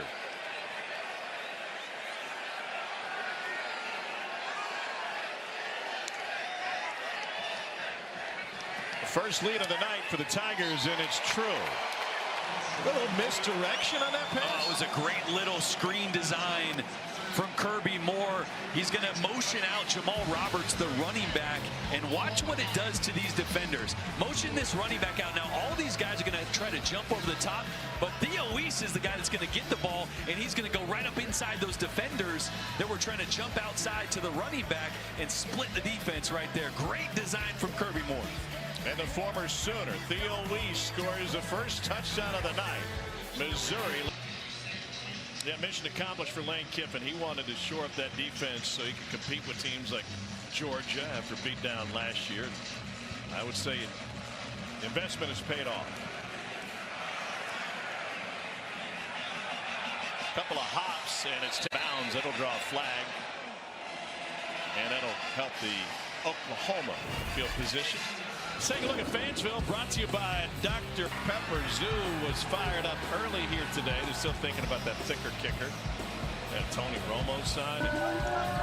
Truman waving his tail. A lot of great lettuce. You know, hair. Oh, hair? Yeah. You weren't going with the chest sweater? Not chest hair. No, no. Okay. A lot of shaved chest there with MIZ. You don't want to get the hair in the way of the paint, you know? Is that right? 9% chance to get to 10 wins. You do that, then you have a 63% chance to make the college football playoff. So 63% of the time, it works every time. That's what they say. Jackson Arnold past the 40. Boy, and Arnold took a big hit there from Marvin Burks. Coming up from that safety position. Zoo's leading tackler. He flies around, plays really well down at in the box at the first level. Down the sideline, incomplete.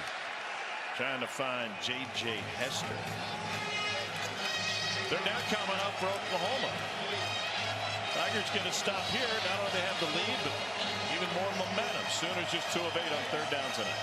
And the go-to in this situation has been the slot slants. I'd love to see him protect a little bit, give Jackson Arnold a little bit more time to try to hit the intermediate dig route. Something over the middle of the field here. Going to get man coverage. 9th different offensive line combo in 10 games for the banged-up Sooners.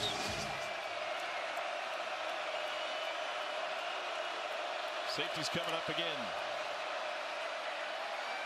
Arnold, happy feet. Gets him out of trouble, but doesn't get to the line. He is shortened by a yard, maybe less.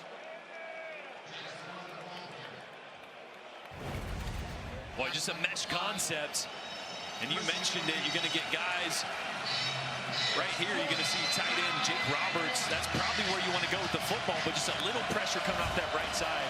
Going for it on 4th and short. Robinson is the tailback.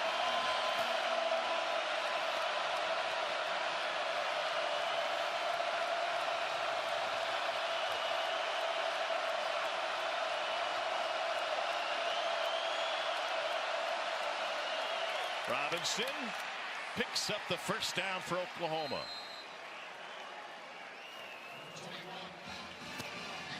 Little split zone there. Really good block by Jake Roberts, who I just mentioned on that mesh route on the play before. You can tell, though, both these coaching staffs know that possessions are going to be at a premium here in a low-scoring game. Missouri's got a player down.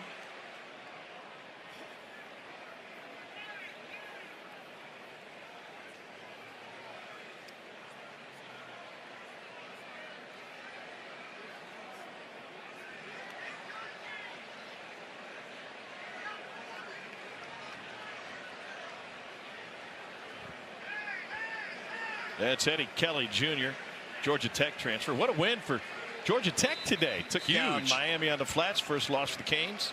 You know, and they got the ball back. Miami did at the end there, and you were just thinking with 2 minutes left, man, Cam Ward, he's going to win it, right? Miami's done it so many times this year. Georgia Tech forces the fumble. Could have been his Heisman moment. Could have, yeah. He's played really well. You know who might have jumped back into that Heisman conversation today? Who's that? Jackson Dart. Big game. Put up some huge numbers. Now has a big win against Georgia. And he did it on a bum wheel. Yeah. He thought his best receiver. Injured on the first play of the game. And without a starting running back. Nearly picked. It turns into a catch off the carom for Deion Burks. Dalen Carnell had 6 in front of him if he could have squeezed it. Carnell read it the entire way. He's sitting there with vision on Jackson Arnold. And that one is, he's thinking about the touchdown before he's got it in his hands. Arnold trying to go deep now. He gets flush from the pocket and has to throw it away. Chased by Zion Young. Interesting conversation with Eli Drake with yesterday. He said Zion Young spoke up. Michigan State transfer told his guys, we got to enjoy this. I've never won more than 6 games in my life. Let's just go out and ball and have fun. 3rd down 6 for Jackson Arnold and Oklahoma.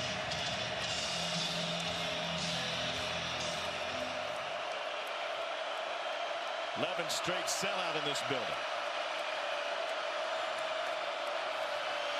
Pressure. Arnold to the slant. Complete for an Oklahoma first down. Maybe right at the marker. Is Jacob Jordan. The ruling on the field is it a catch down by rule. The receiver made the line to gain. First Jordan has had a coming out party since that South Carolina game. Last 3 games, 15 catches coming into tonight for the product out of South Lake Carroll. The ruling on the field is a catch. The runner is down by rule, and he made the line to gain. The previous play is under video review. Yeah, the true freshman walk-on has played really well with Deion Burks out of the lineup. You see here a little contact. The ball gets into his chest a little bit because Carnell gets that hand in there. Really tough to tell if that ball hits the ground or not. Ooh, I think it did. Yeah, I think that ball skirts out. Oh, and again there. Yeah. But yeah, I think he lost it as he goes to the ground right here. Carnell does a great job of getting that hand, trying to split the hands of Jacob Jordan there. That's going to be a big stop for Missouri.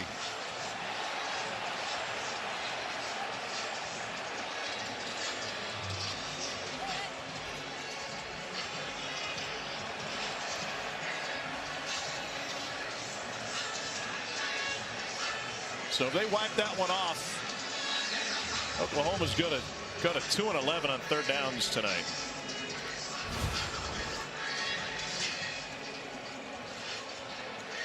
Daniel Gotro. After video review, it is an incomplete pass. The receiver did not take firm control as he went to the ground. It will be 4th down and 6. That's kind of been the go-to for Oklahoma, just these slant routes on 3rd and medium, you know.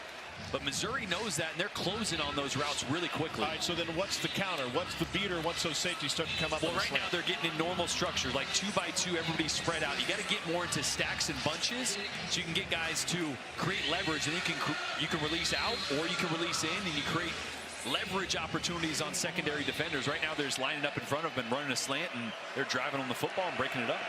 So 4th and 6, and the Sooners make 1 punt tonight. Shy of midfield, they kick this one away. Daniel Blood to return, and he takes it at the 5. 44-yard punt, long field in front of this Missouri offense, which has managed the only touchdown of this game. Let's go get a slice, or better yet, an entire. You can slide SMU in there. SMU will slide up. Yep. Well, Missouri living on a prayer to try and get into that 12-team playoff. And they still got a chance, right? I mean, Tennessee's going to play Georgia next week. Tennessee right now, Nico's hurt. He's out. Gaston Moore is in for Tennessee. They have a comfortable lead on Mississippi State. Texas and Texas A&M still play at the end of the year. There's still a lot of opportunity for chaos, and Missouri's got to check the box of winning every game from here on out.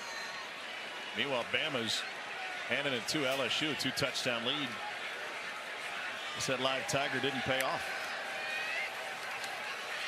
Mizzou gets it snap off and a run for a first down for Jamal Roberts. So they've drawn up a Missouri resume. None of this really matters unless Missouri wins out. Top 25 in the first CFP rankings. Good strength of schedule. That's better than 8 teams in the top 12, but missed their opportunities at 2 big wins. It was really a 4-game season for Missouri. A&M, Alabama, Oklahoma, and South Carolina. They whiffed on A&M and Alabama. Those weren't even close. They've got Oklahoma tonight and go down to the other Columbia next Saturday afternoon. We'll have that one from Williams-Brice. Pine just gets out of trouble. Another Houdiniac. And he throws it incomplete. And back to that resume, that's part of the problem too, is losing in the manner that you did against A&M Alabama. Because in the first rankings, we've already seen that the committee is valuing like even close losses. That they're saying those are important, and I don't love that. Sure. But I think the biggest thing they valued or overvalued was the simple number strength of schedule. Yeah. Which is why Indiana got penalized. Totally. Paul, what was your take Tuesday night? Where was South Carolina? Good point. I mean, honestly, and some of the things when you go back and forth with, like you're talking about strength of schedule, Tom, more than losses or how teams lost. If you look at maybe in Indiana where they were ranked and then looked at a couple other teams where they were ranked and you put those side by side, it was nonsensical as to how, and you're not going to be able to do it with every team, I get it, but I still think that eye test was playing a big part with a couple of teams for that committee. The eye test going back to last year means more than wins, which is befuddling. Missouri's hit on 50% of its third downs. This is a 3rd and 7.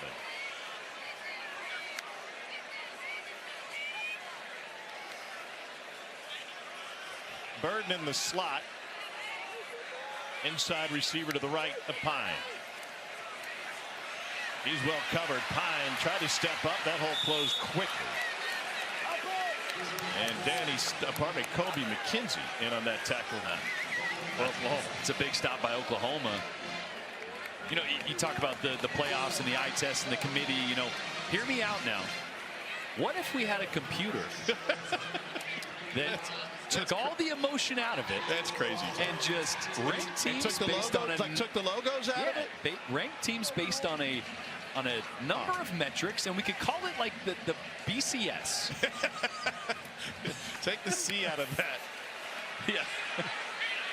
Bowen lets it hop. And lets it roll all the way down. Great punt. And will trickle to the 20-yard line.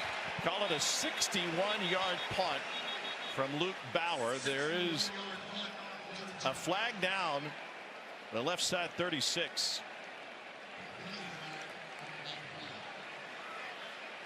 They will sort it out. It will be the end of the quarter.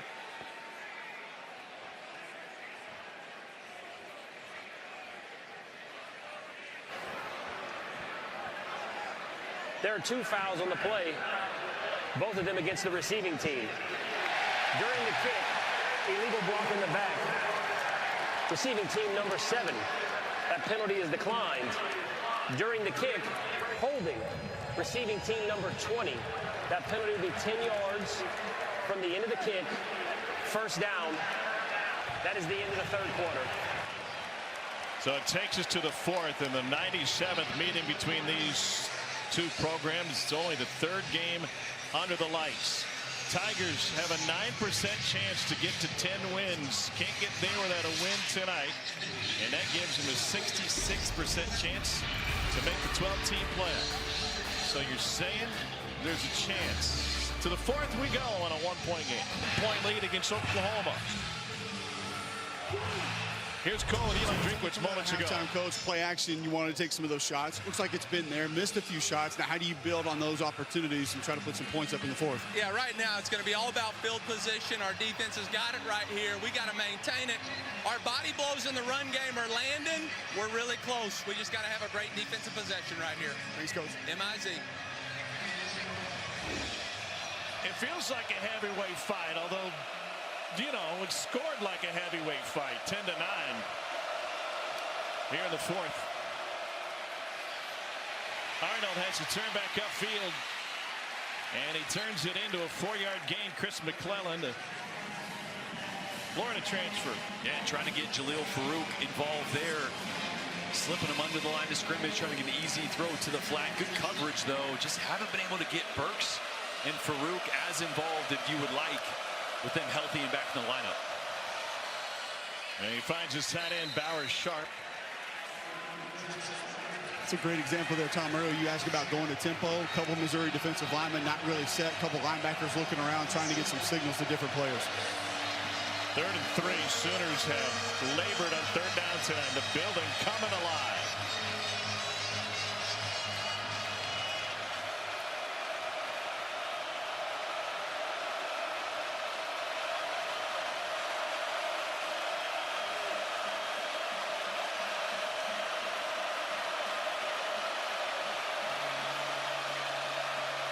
Play clock at 4, 3, 2, and a timeout taken by Oklahoma.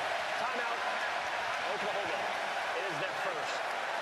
1-point game in the 4th quarter of the 97th meeting. Quarterback numbers on the night. We're in the 4th quarter. Not great, but I will say no turnovers. Jackson did have the one fumble. They're going to have to find a way to push the ball downfield. We really haven't seen Jackson Arnold throw the ball downfield at all tonight. Look how close this Missouri team is playing towards the box. Just one guy beyond 5 yards or 7 yards of the line of scrimmage. Arnold goes to the crossing route and completes it. The ball came out. Scooped up by Mizzou. The helicopter shot from Robinson. But the Tigers, with their third takeaway of the night, Deion Burks had it removed from the field. And Travis Johnson found it. And Dalen Carnell once again in tight coverage on Deion Burks. That's been his assignment all night. A great job here punching the ball out with the right hand. Well, watch this hit on Johnson. Woo! Man, he got T-boned. That is such a heads-up, great play by the redshirt junior Dalen Carnell, excuse me. Remember, he dropped the maybe would-be pick six and then broke up a pass play earlier. He's been all over the field. Missouri is tied with Southern Miss for the fewest takeaways in conference play with one. And they have 3 of them tonight. The takeaway road on the Tigers sideline. Pine had it the whole time. That was an odd-looking play. Jaden Jackson with the stop. And they were trying to throw another little screen to Luther Burden, and Ethan Downs sniffed it out once again. Second time Ethan Downs been in a great position for one of those screens. You know, we heard Eli Drinkwitz talking to Cole down the field about these body blows, these runs. Nothing is really spit for 10 or 20 yards, but 3 yards here, 5 yards here. That's been really setting up the boot in the play action game for Drew Pine. See if they can get back to the ground here and get themselves in a better third down situation.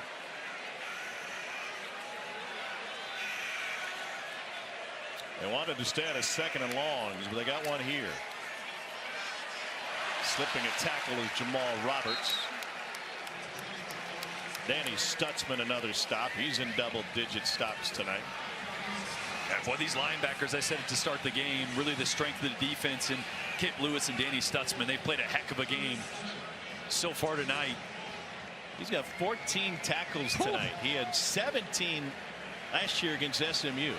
I think the most ridiculous stat you threw out tonight is that he just creeped into the Oklahoma top 10 all time. Yeah. It gives you an idea of what kind of other players that university's had over time. That's a great point. All right, last couple times they've gotten in this walk-up look. They've dropped these linebackers out. They do it again. Pressure picked up. Pine sidesteps it. Now he'll run for it. And he leans forward and is spotted for the first down before Stutzman can take him down. Boy, I mentioned when they walk these linebackers up, they're trying to get these linemen to squeeze down, and then they're bringing pressure off the side. Watch the block here by Roberts to just get a piece of Woody Washington blitzing off the side and give Drew Pine that lane to step up, escape, and pick up the first down. Heck of a job from a guy that Kirby Moore mentioned. Pass pro is not really his game. We pull him in and out a lot just because that's not really his strong suit. A great job there of spying the backside corner blitzing. Couple yards on that run.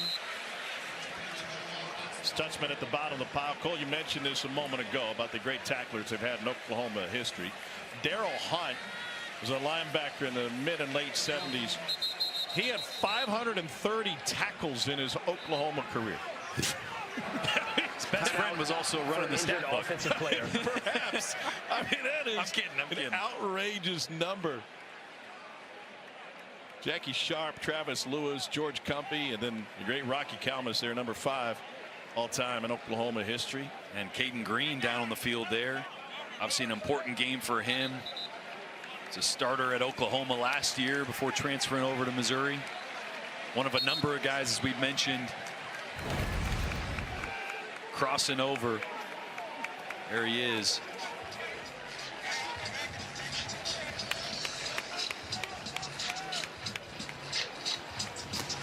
Rolled up and then folded over. That's why you wear those knee braces. You never know. Cole still wears his, by the way. Wears it to the grocery store. I got braces on everywhere, except my teeth.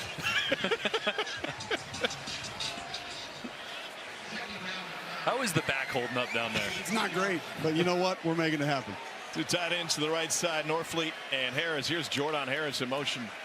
Pine stands tall, incomplete, trying to find Theo Weiss. That leaves 3rd and 9. Yeah, one of those throws over the middle that's really tough for Drew Pine.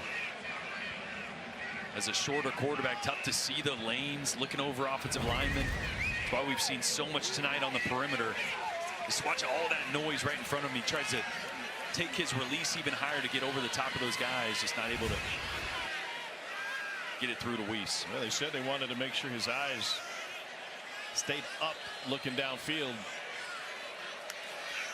On 3rd down, QB draw, lot of room. Pine spins before the hit, and he picks up a Missouri 1st down. Robert Spears Jennings a stop, and what a run and effort from Drew Pine. Yeah, and it's exaggerated by the stunt up front. Watch these two guys for Oklahoma going to be stunting this way. Watch the hole it opens up, excuse me, the nose guard there, and Kip Lewis both stunting to the outside, opens a floodgate there. Ethan Downs couldn't get back inside fast enough. Yep. Great play call against the perfect stunt by Oklahoma. 10-yard run is the longest rush of the night for Missouri. Back to the ground game. And Jamal Roberts. No gain. You know, it's interesting, Tom, going back to that Drew Pine run. Coach Drinkwitz told us with him in the game, quarterback run essentially gone for this offense. They're just not going to utilize it. And when I talked to Tommy Rees, his Notre Dame offensive coordinator, one of the things he brought up, he said, I feel like he's sneaky athletic. Not necessarily great straight line speed, but he was able to get out of a jam. He was able to move around to keep plays alive better than people thought. They can tell Kirby Moore's really reaching into his bag tonight, trying to find something with his inefficient passing game. Roberts sets up 3rd and goal from the 5. What do you like here? I like Luther Burden. I think that Kirby Moore is going to try to move him around. We start him on one side, run him to the other before the snap. Get an idea of what coverage it is, whether it's man or some kind of match zone or bracket. If you like Luther Burden, I might think of Burden as a decoy with that jet sweep. Great point. Get him going one way, maybe leak a tight end back the other way. He's going to be at the top of the screen by himself, one-on-one, got a lot of space, two-way go, and here he is on the move. Going back to the outside, Pine looking for him. He's covered. Pine to the end zone. Caught! Touchdown, Missouri! It's Brett Norfleet. A 4th quarter offensive explosion.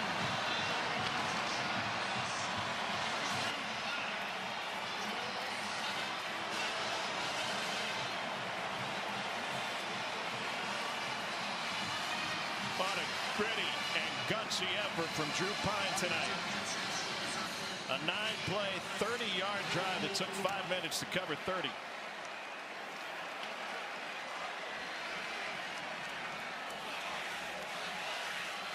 Blake Craig for the point after. Flags pre. False start. False start, offense number 33. 5-yard penalty, retry. Boy, Tom, you were kind of right there. They did use Luther Burden as a decoy. I'm sorry, was what? You were right. Excuse me? It rarely happens, but you were right. Got everybody flowing to the right. The offense is right. Tight end sneaks back to the left. Great little play design by you, Tom Hart. Thank you. So Craig makes this one a little bit longer. But still a chip shot for the point after. Oh! Hooked it. And the window is open for Oklahoma with 8:47 to go. First miss on a point after this season for Blake Craig. But Pine finds Norfleet. And Drew Pine has led Missouri to a touchdown lead at home in the 97th meeting between these two proud matchups, these two proud programs. And it must feel great to be Drew Pine right about now.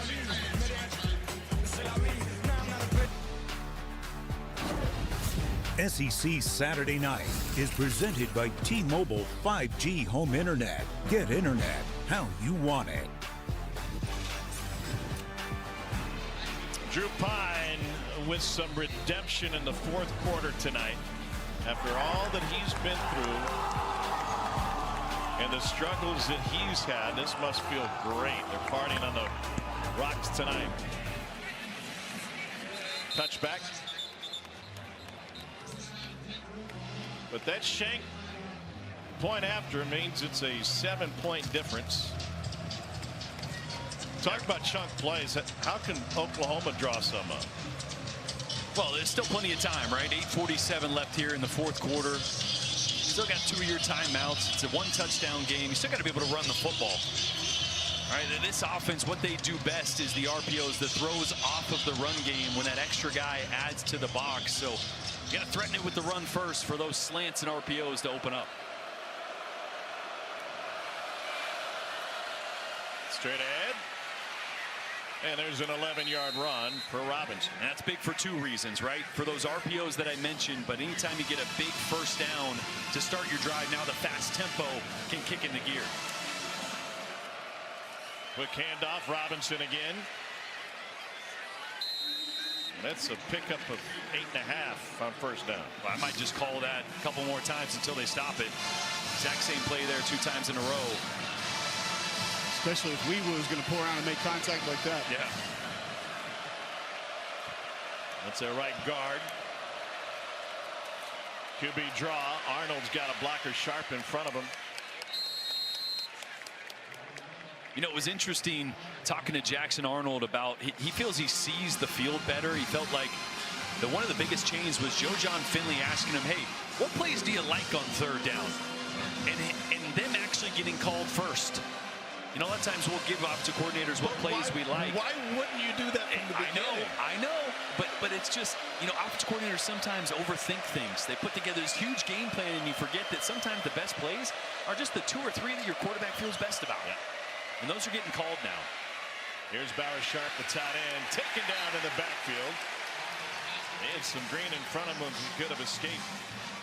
But Tristan Newsom with the stop. But Missouri's done a really good job of corralling Bauer Sharp. Obviously, his yards, 40-something yards, really a lot of it came on that fake punt. They've really kept him in check in this pass game on the opposite side of the ball. 4 catches for 43 yards, 43 on 1 play. Everything else he's been neutralized. The other 3. Longest play of the night for either team was that fake punt. On 2nd and 12, back to the ground attack. To midfield, it's Xavier Robinson. And that'll bring up 3rd and about 6. Same play. 3 times that play has hit really well. Now 3rd and 6. This is where Oklahoma has not been good. They're 123rd in the entire country on 3rd medium here. Haven't been good tonight. Got to find a way to give Jackson Arnold some time.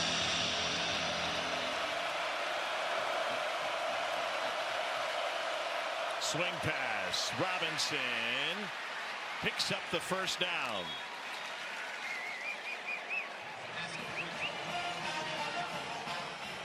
Love it. Just getting Robinson, the true freshman, out in open space. And mentioned at the beginning that Javante Barnes, who had a 200-yard, 3-touchdown game against Maine last week, is out with injury tonight.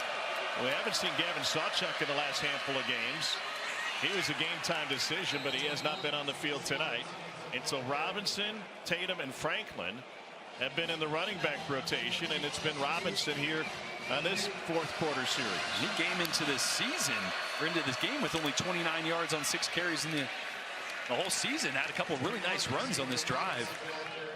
Christian Williams a stop, and 3rd and short now. Obviously 4-down territory. Missouri's got an injured player, so they have time to think about it. Timeout for a defensive player injury. It's Tristan Newsom. Do you take a shot here if you're Oklahoma? Go for it on 4th, or you just take the first down? I think you just try to get a first down. Keep this drive going. It's a 1-score game. 5 minutes left in the fourth quarter. Want to try to keep the chains moving and give yourself a chance to tie this up here late. Sellout crowd in Como, and it's coming down to the wire. Sooners looking at a 3rd and 1 here in the fourth quarter. Plenty on the line for both of these programs. Sooners have Bama and LSU after tonight. They got to win one of these to continue their bowl streak. Yeah, less than a 30% chance to win at home against Bama or on the road against LSU. Third and a short one. First down run, Xavier Robinson. Well, that's a great cut, great vision by Robinson. It seems like his fourth or fifth really good run on this drive, as it was plugged up between the tackles, but good vision to jump cut, get outside, and a block by Bauer Sharp. And he's really been doing a great job in the blocking game the last couple games.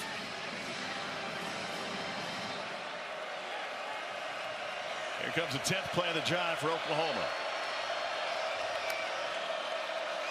Arnold steps up, spun around, a gain of maybe 2.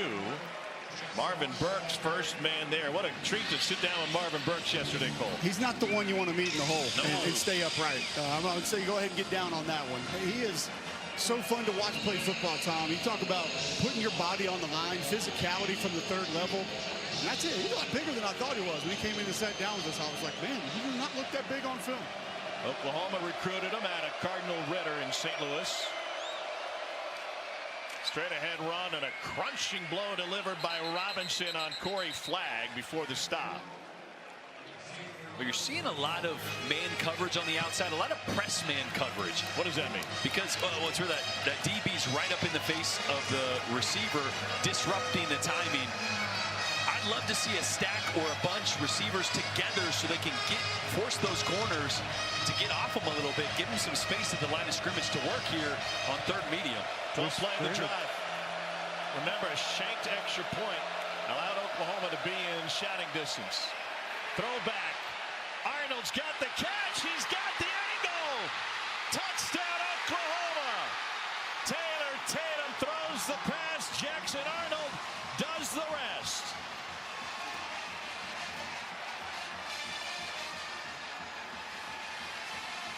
Go figure, the two prettiest passes tonight have come from the punter and the running back. Just a great play design. Rolling the dice. We talked to Kirby Moore. He said, I'm going to have a few of these reverses, throwbacks. He said throwbacks in our meeting. He knew this Missouri defense was going to be a tall task, and he dialed that one up at the perfect time. Extra point for the tie with 3:18 remaining.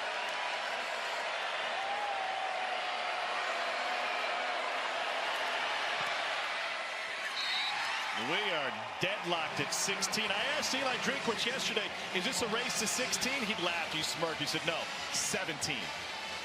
Well, it's obviously getting everybody to run with Taylor Tatum, and Jackson Arnold does a great job of selling it. So they're going to give it to Tatum here, get everybody to flow. But I want you to watch this block by Logan Howland. Watch him release and get a piece of Johnny Walker Jr. right here, who would have made this tackle. They call that the rat kill. Right, so he's just going to get out, release, and look for the rat, and it's sniffing it out backside. And he got just enough of them to give Jackson Arnold the green grass. Watch 71 right here. Just gets his shoulder.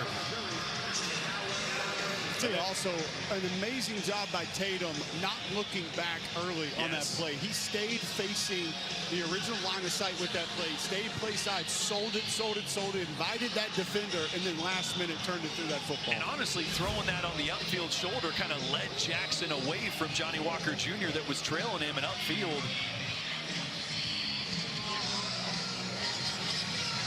So a check of the iPad, and that one was perfectly drawn up.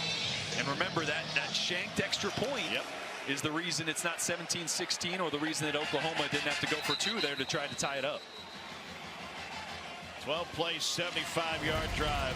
And here's what Cole's talking about. Taylor Tatum does a great job of selling this. See how he's looking front side. He doesn't turn his head till he's almost throwing the football. And that's hard. As a running back or a wide receiver on a throwback, you want to look, because you're not used to throwing the ball with defense out there.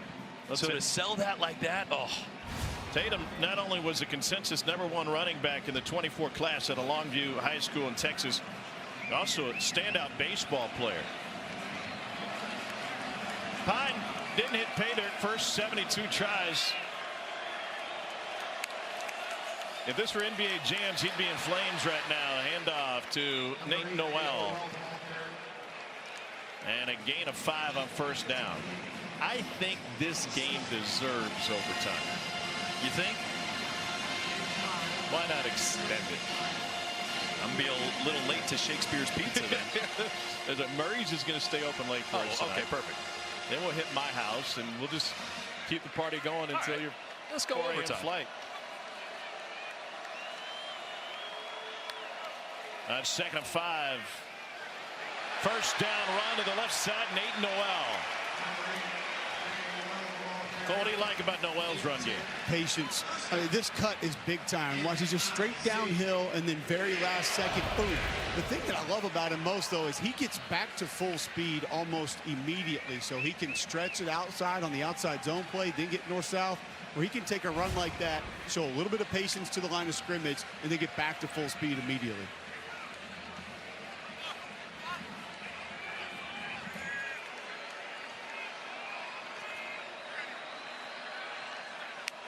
Burden in motion. Again, as a decoy, ball came out. It's scooped up by Oklahoma. Billy Bowman's going to take it to the house, and the Sooners bounce back in front.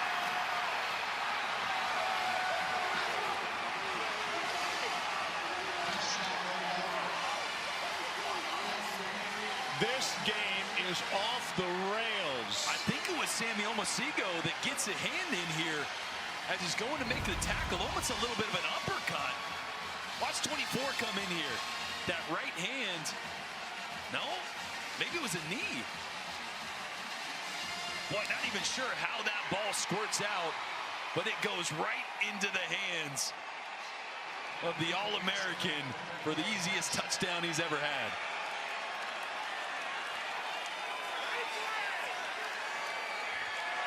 .42-yard scoop and score.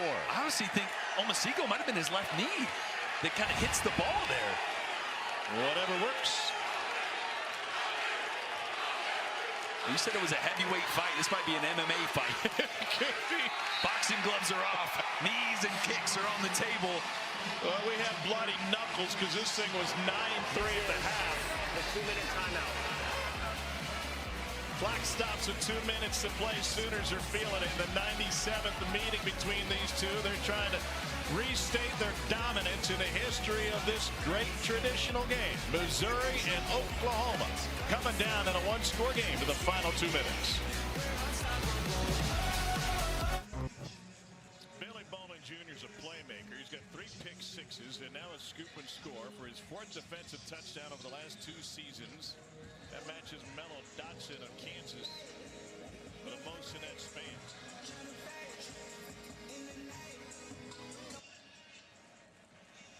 This game is boomerang back and forth.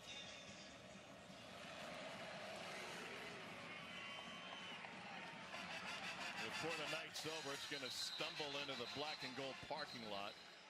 Drew Pine trailing by 7 now. 14 points in the last minute 18 for Oklahoma.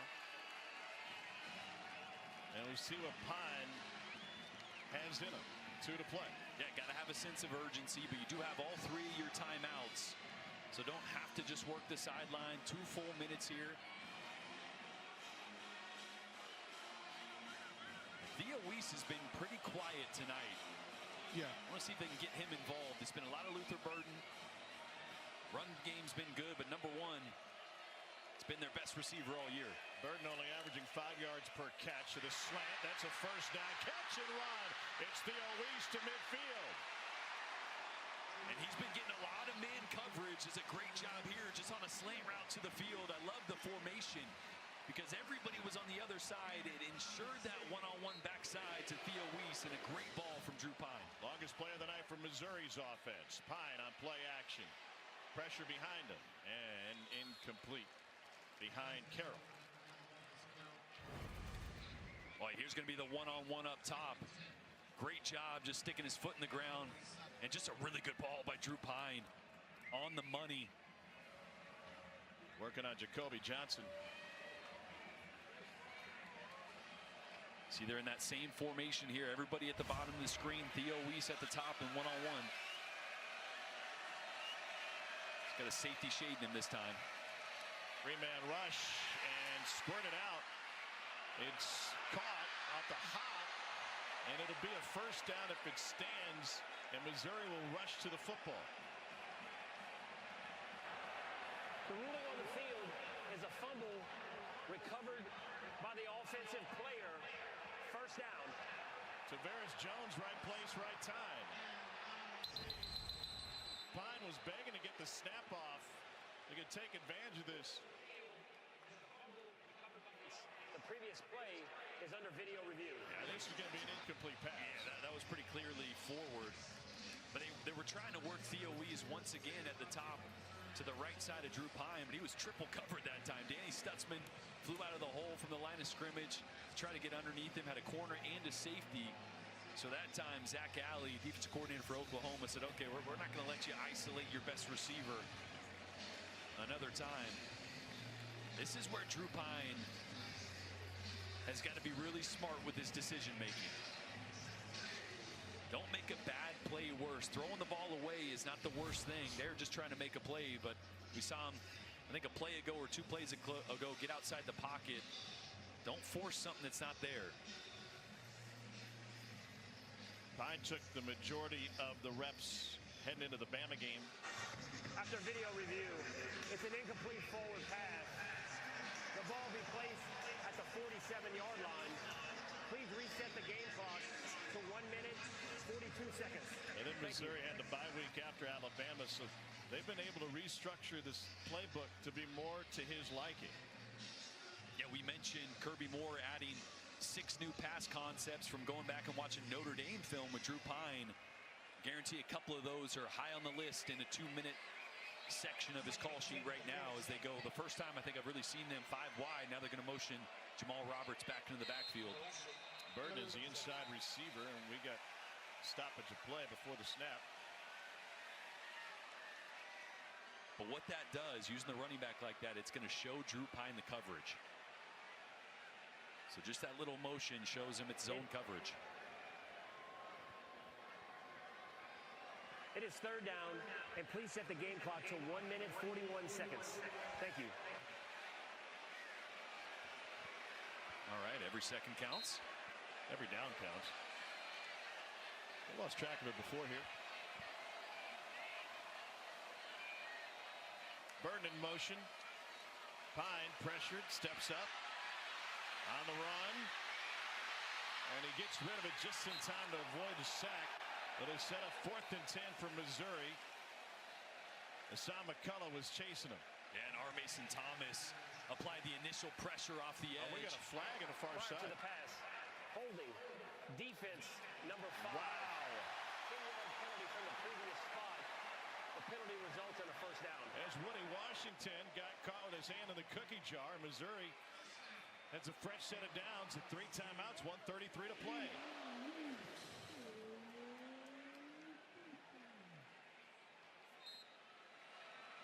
Yeah, just that scramble drill. Theo Wease was working back with the quarterback, and Woody Washington got caught right in front of him.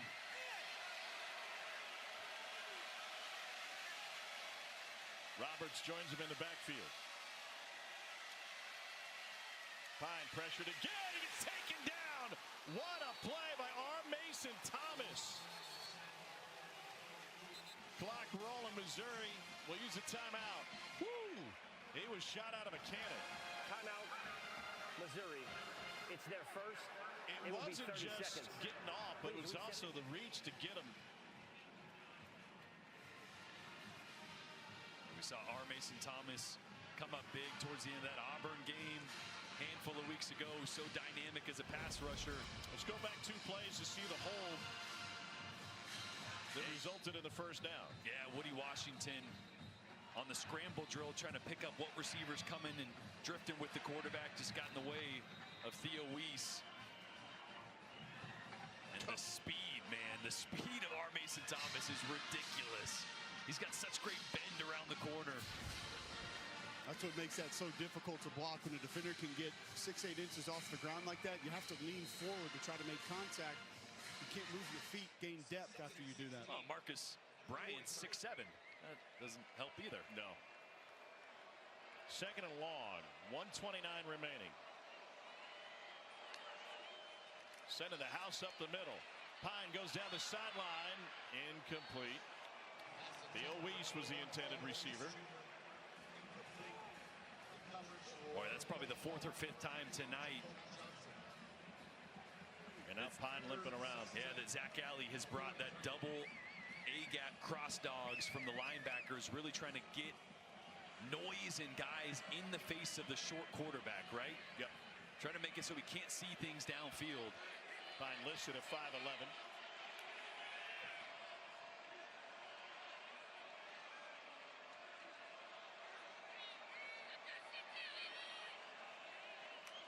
.124 and rolling. Pine chucks it deep down the sideline. Burden is there. He's got it for the first down. Out of bounds at the 10.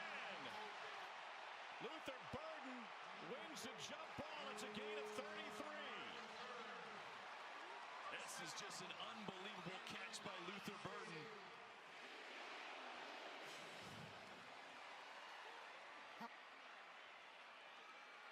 .116 to play.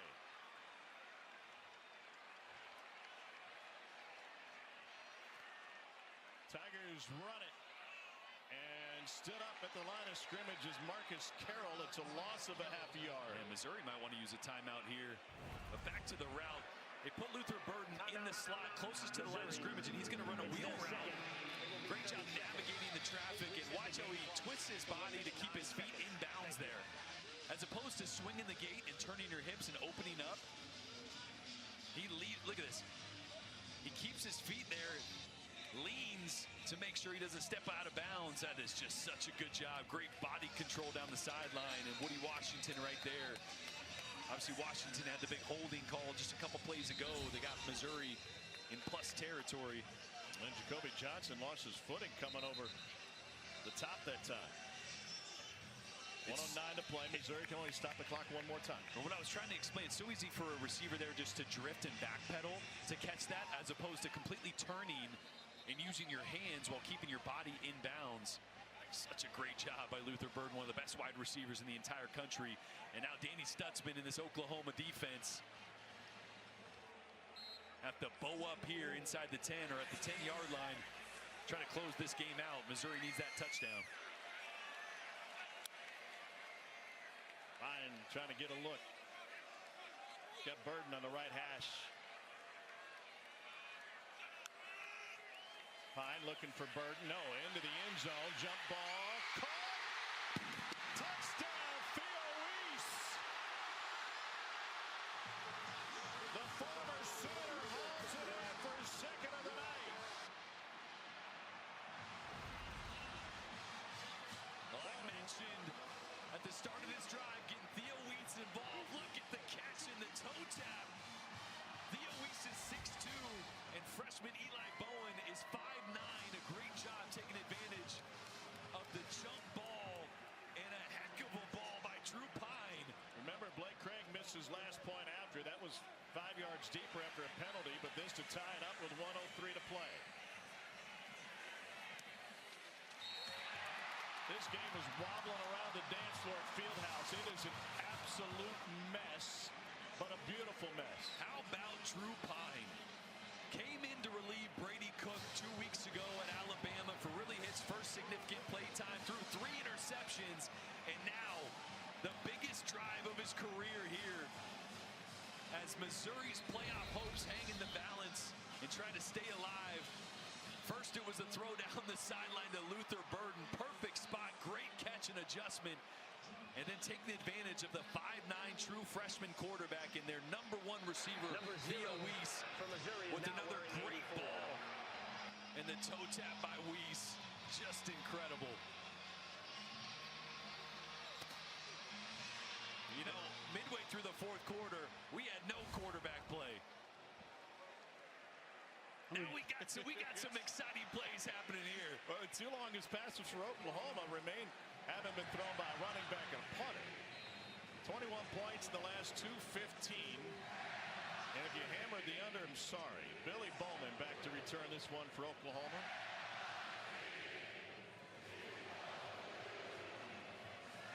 First matchup between these two since 2011. It was circled on on the calendar once it was learned Oklahoma was coming to the SEC, and if you waded through the mess it was the first half, you've been rewarded. This has been a second half thriller. When Oklahoma right before halftime was able, with just 10 seconds left, to get themselves in field goal range. A little bit more work to do here for Jackson Arnold, but 2 timeouts for Oklahoma, minute and 3 seconds. You got to find Deion Burks back in the lineup after missing a handful of games in the slot to Jackson's right. As messy as this game has been, I'd be awfully concerned about a turnover in this situation.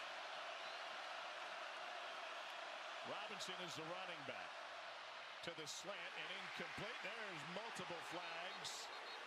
Toriano Pride had too much of it. It was all over the back of Deion Burks.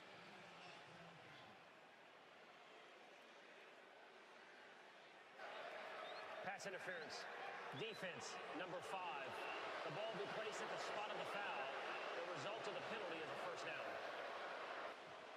Yeah, just that slant route that they keep going to Deion Burks. It's been covered for most of the night. Does a great job working at the line of scrimmage. Coverage was right there, just all over the back of Deion Burks. That's the right call. Remember, both defenses in the fourth quarter have gifted first downs. The teams are trying to defend off right tackle. Pickup of nearly 5 for Xavier Robinson, who has carried the load in the second half for OU. They're going to need to hurry now. 48, 47 seconds. Johnny Walker had to be helped to his feet. Sooners have a pair of timeouts remaining. Missouri drops 8. Arnold hit. Ball's loose. And is scooped up by the Tigers. Zion Young with the scoop and score. Madness in Columbia. It just keeps going with 30 seconds left.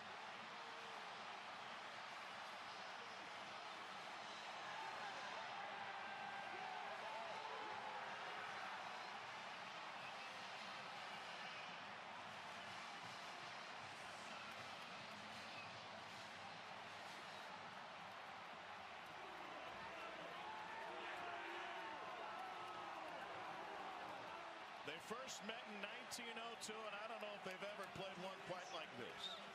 Unbelievable. This was a pitcher's duel for most of the game. Point after, hold your breath, good. 2 touchdowns in a half minute for Mizzou. Boy, it was great coverage on the back end. There's really nowhere for Jackson Arnold to go with the ball. Zion Young and Johnny Walker Jr. with great pass rushes to cause Jackson to step up, and this is the second time ball security outside the pocket has been an issue for Jackson Arnold. He's just got to throw that out of bounds. And what did I tell you? Yeah, you did. That's maybe the second time ever you've been right, Tom. Both in one night. Forced by Newsom, scooped by Young. The message from Zion Young to his teammates this week was, let's have some fun. We're still in great shape. At Michigan State, the most I ever won was 6 games. Let's go out and enjoy this. What a roller coaster ride this has been tonight. Number 84.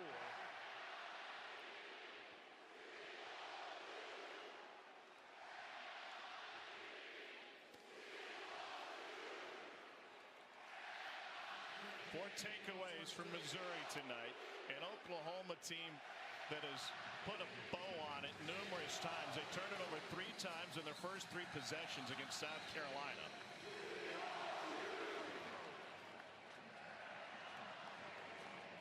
Be a fun car ride home.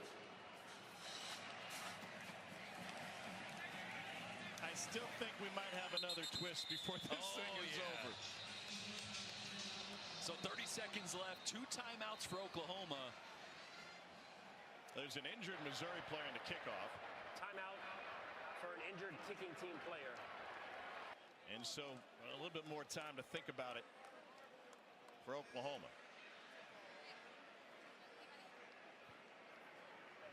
And really the most important play here is going to be the first one.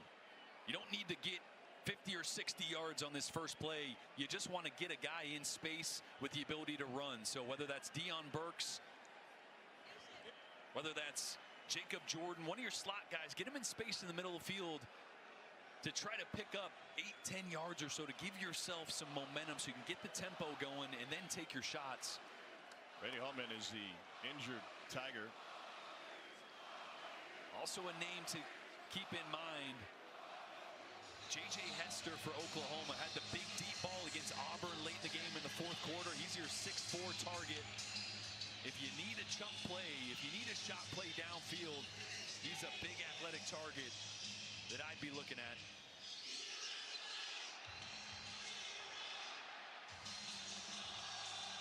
The coaching staff is just begging for Zion Young to run out on defense. I don't think there's any real secret why they don't want him out there on this play. Well, that's the other thing. In order to hit some of these chunk plays I'm talking about, you got to protect. And this offensive line's had a tough time tonight and all season, really. Their 9th different combination on the O-line in 10 games. Tigers rush only 3. Arnold on the crossing route finds Deion Burks, and he gets waylaid. After gain of 5, there is no flag. And the athletic training staff quickly out. There's also an injured Missouri player.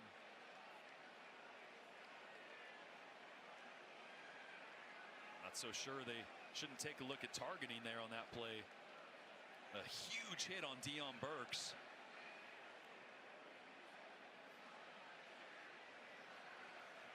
Pride gets to his feet. It was Sidney Williams, the safety for Missouri, with the big hit on Deion Burks. As soon as they had a chance, the entire platoon of Oklahoma athletic trainers raced onto the field to take care of Deion Burks.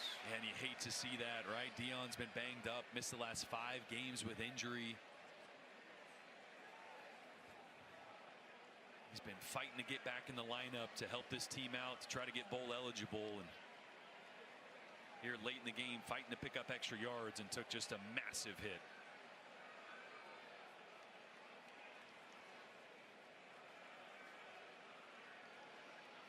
He's moving his extremities. The right arm coming up after quite some time.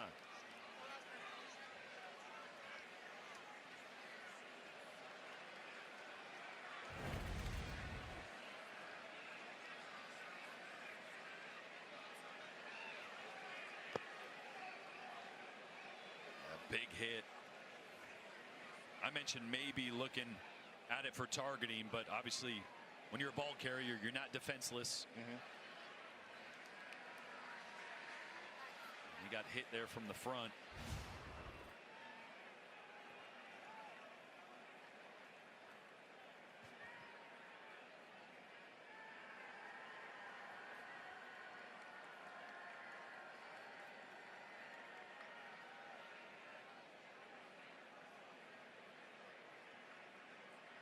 This is the tough part, right? You see all the teammates there taking a knee. You want to be trying to talk about what you're going to do on this 19 seconds to try to get something to happen, but you're more worried about your teammate Deion Burks there on the ground. So Deion Burks is a Purdue transfer. He's long been an Oklahoma fan. He was a big Adrian Peterson fan growing up.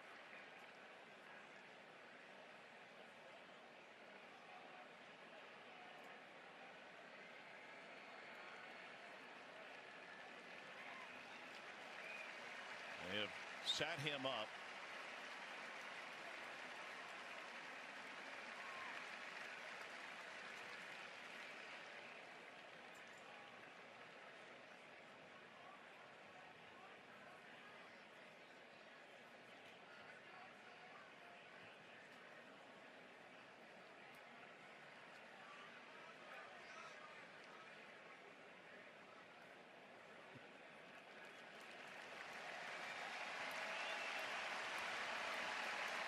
And now Burks to his feet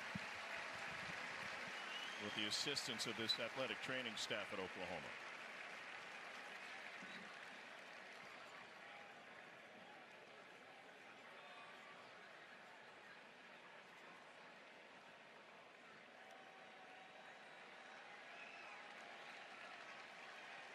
And he's having a hard time putting one foot steadily in front of the other. When play resumes, second and 5. On the play by both teams.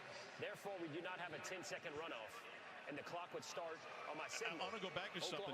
You mentioned that they should have looked at that for targeting. Do you think that was targeting after seeing the replay?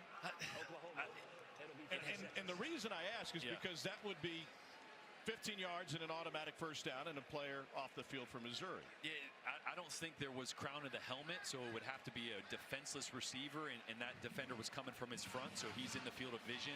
So I don't think he's classified as defenseless for it to be, a shoulder or a forearm to the helmet that would cause targeting. So I think it was the right move, and they had plenty of time to look at it to trigger that if they needed to. And now you're sitting with 19 seconds left. You really want to get yourself in position for that Hail Mary. So you want to try to pick up 25, 20 yards here. Really only time for about 3 plays with 19 seconds left, or 4 with the timeout, or 2. Tigers bring 3. Arnold lets it go deep down the sideline. It is batted away at the last second. Joseph Charleston knocked it away from Brennan Thompson. That's a really good play by Charleston, because this is a perfectly thrown ball. A little underthrown, which is what you want for Brennan Thompson on the outside. He came back to try to make a play, and Charleston gets his right hands right between Thompson and the ball. On third down, Arnold delivers to his tight end for no gain, but out of bounds with 7 seconds on the clock. Yeah, now you really just, you have to pick up the first down. Please set the game clock to 8 seconds. And you want, and if you're about to get tackled, you want to get down so you can call that timeout and maybe heave one to the end zone if possible. So you got time for a 6-yard out here? Yeah, I try to work something to the top of the screen there, to the boundary, out of bounds real quick. Arnold pressure. Gonna run with it. Jackson Arnold runs for the first down and trying to keep the play alive. Be the final play of regulation.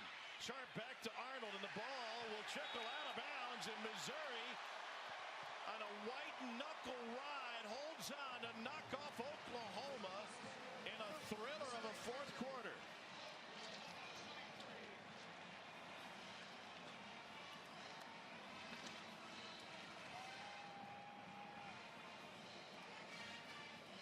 This game was 9-3 at the half. What a job by Eli Drinkwitz with a backup quarterback, a banged up starting running back. He put it together. Let's get down the field. Cole Stanabout, Missouri's head coach. I just honestly want to know what you think about how you won that football game tonight. We didn't quit. We said going into the game, whatever it takes. Drew Pine's friggin' stud. Theo Weiss, and then the defense, Zion Young makes a play right there. We just kept fighting, and really, really proud of this win. That scoop and score, though, when Oklahoma takes it, that's a gut shot. Yeah. What's your message to your team? What do you go down and say to your team on the sideline? We were just telling them regroup, focus on this play, and Theo made a great catch on the slant. I mean, Drew makes a great throw to Luther, and then Theo makes an unbelievable a 1 foot in touchdown. So heck of a job, and then the defense forced another turnover. What does this do for your football team moving forward? I know you know about your team, you know about their demeanor. What does this do for you moving forward from now? It gives us another win, keeps us in the playoff hunt. That's right, I said it, playoff hunt. Thanks. M-I-Z. Thanks, Coach. He knows the odds, and if they can win out, they'll be in the conversation. If they do, they'll have a 66% chance to enter the 12-team college football playoff. We've got more coverage coming your way from Columbia and this wild ride of a game and a renewal of this great rivalry. Get you to SEC football final, then when we return and bring it back here, Cole will talk with Drew Pine, the hero of the night from Missouri. What a thriller. Dari, try to make sense of this one.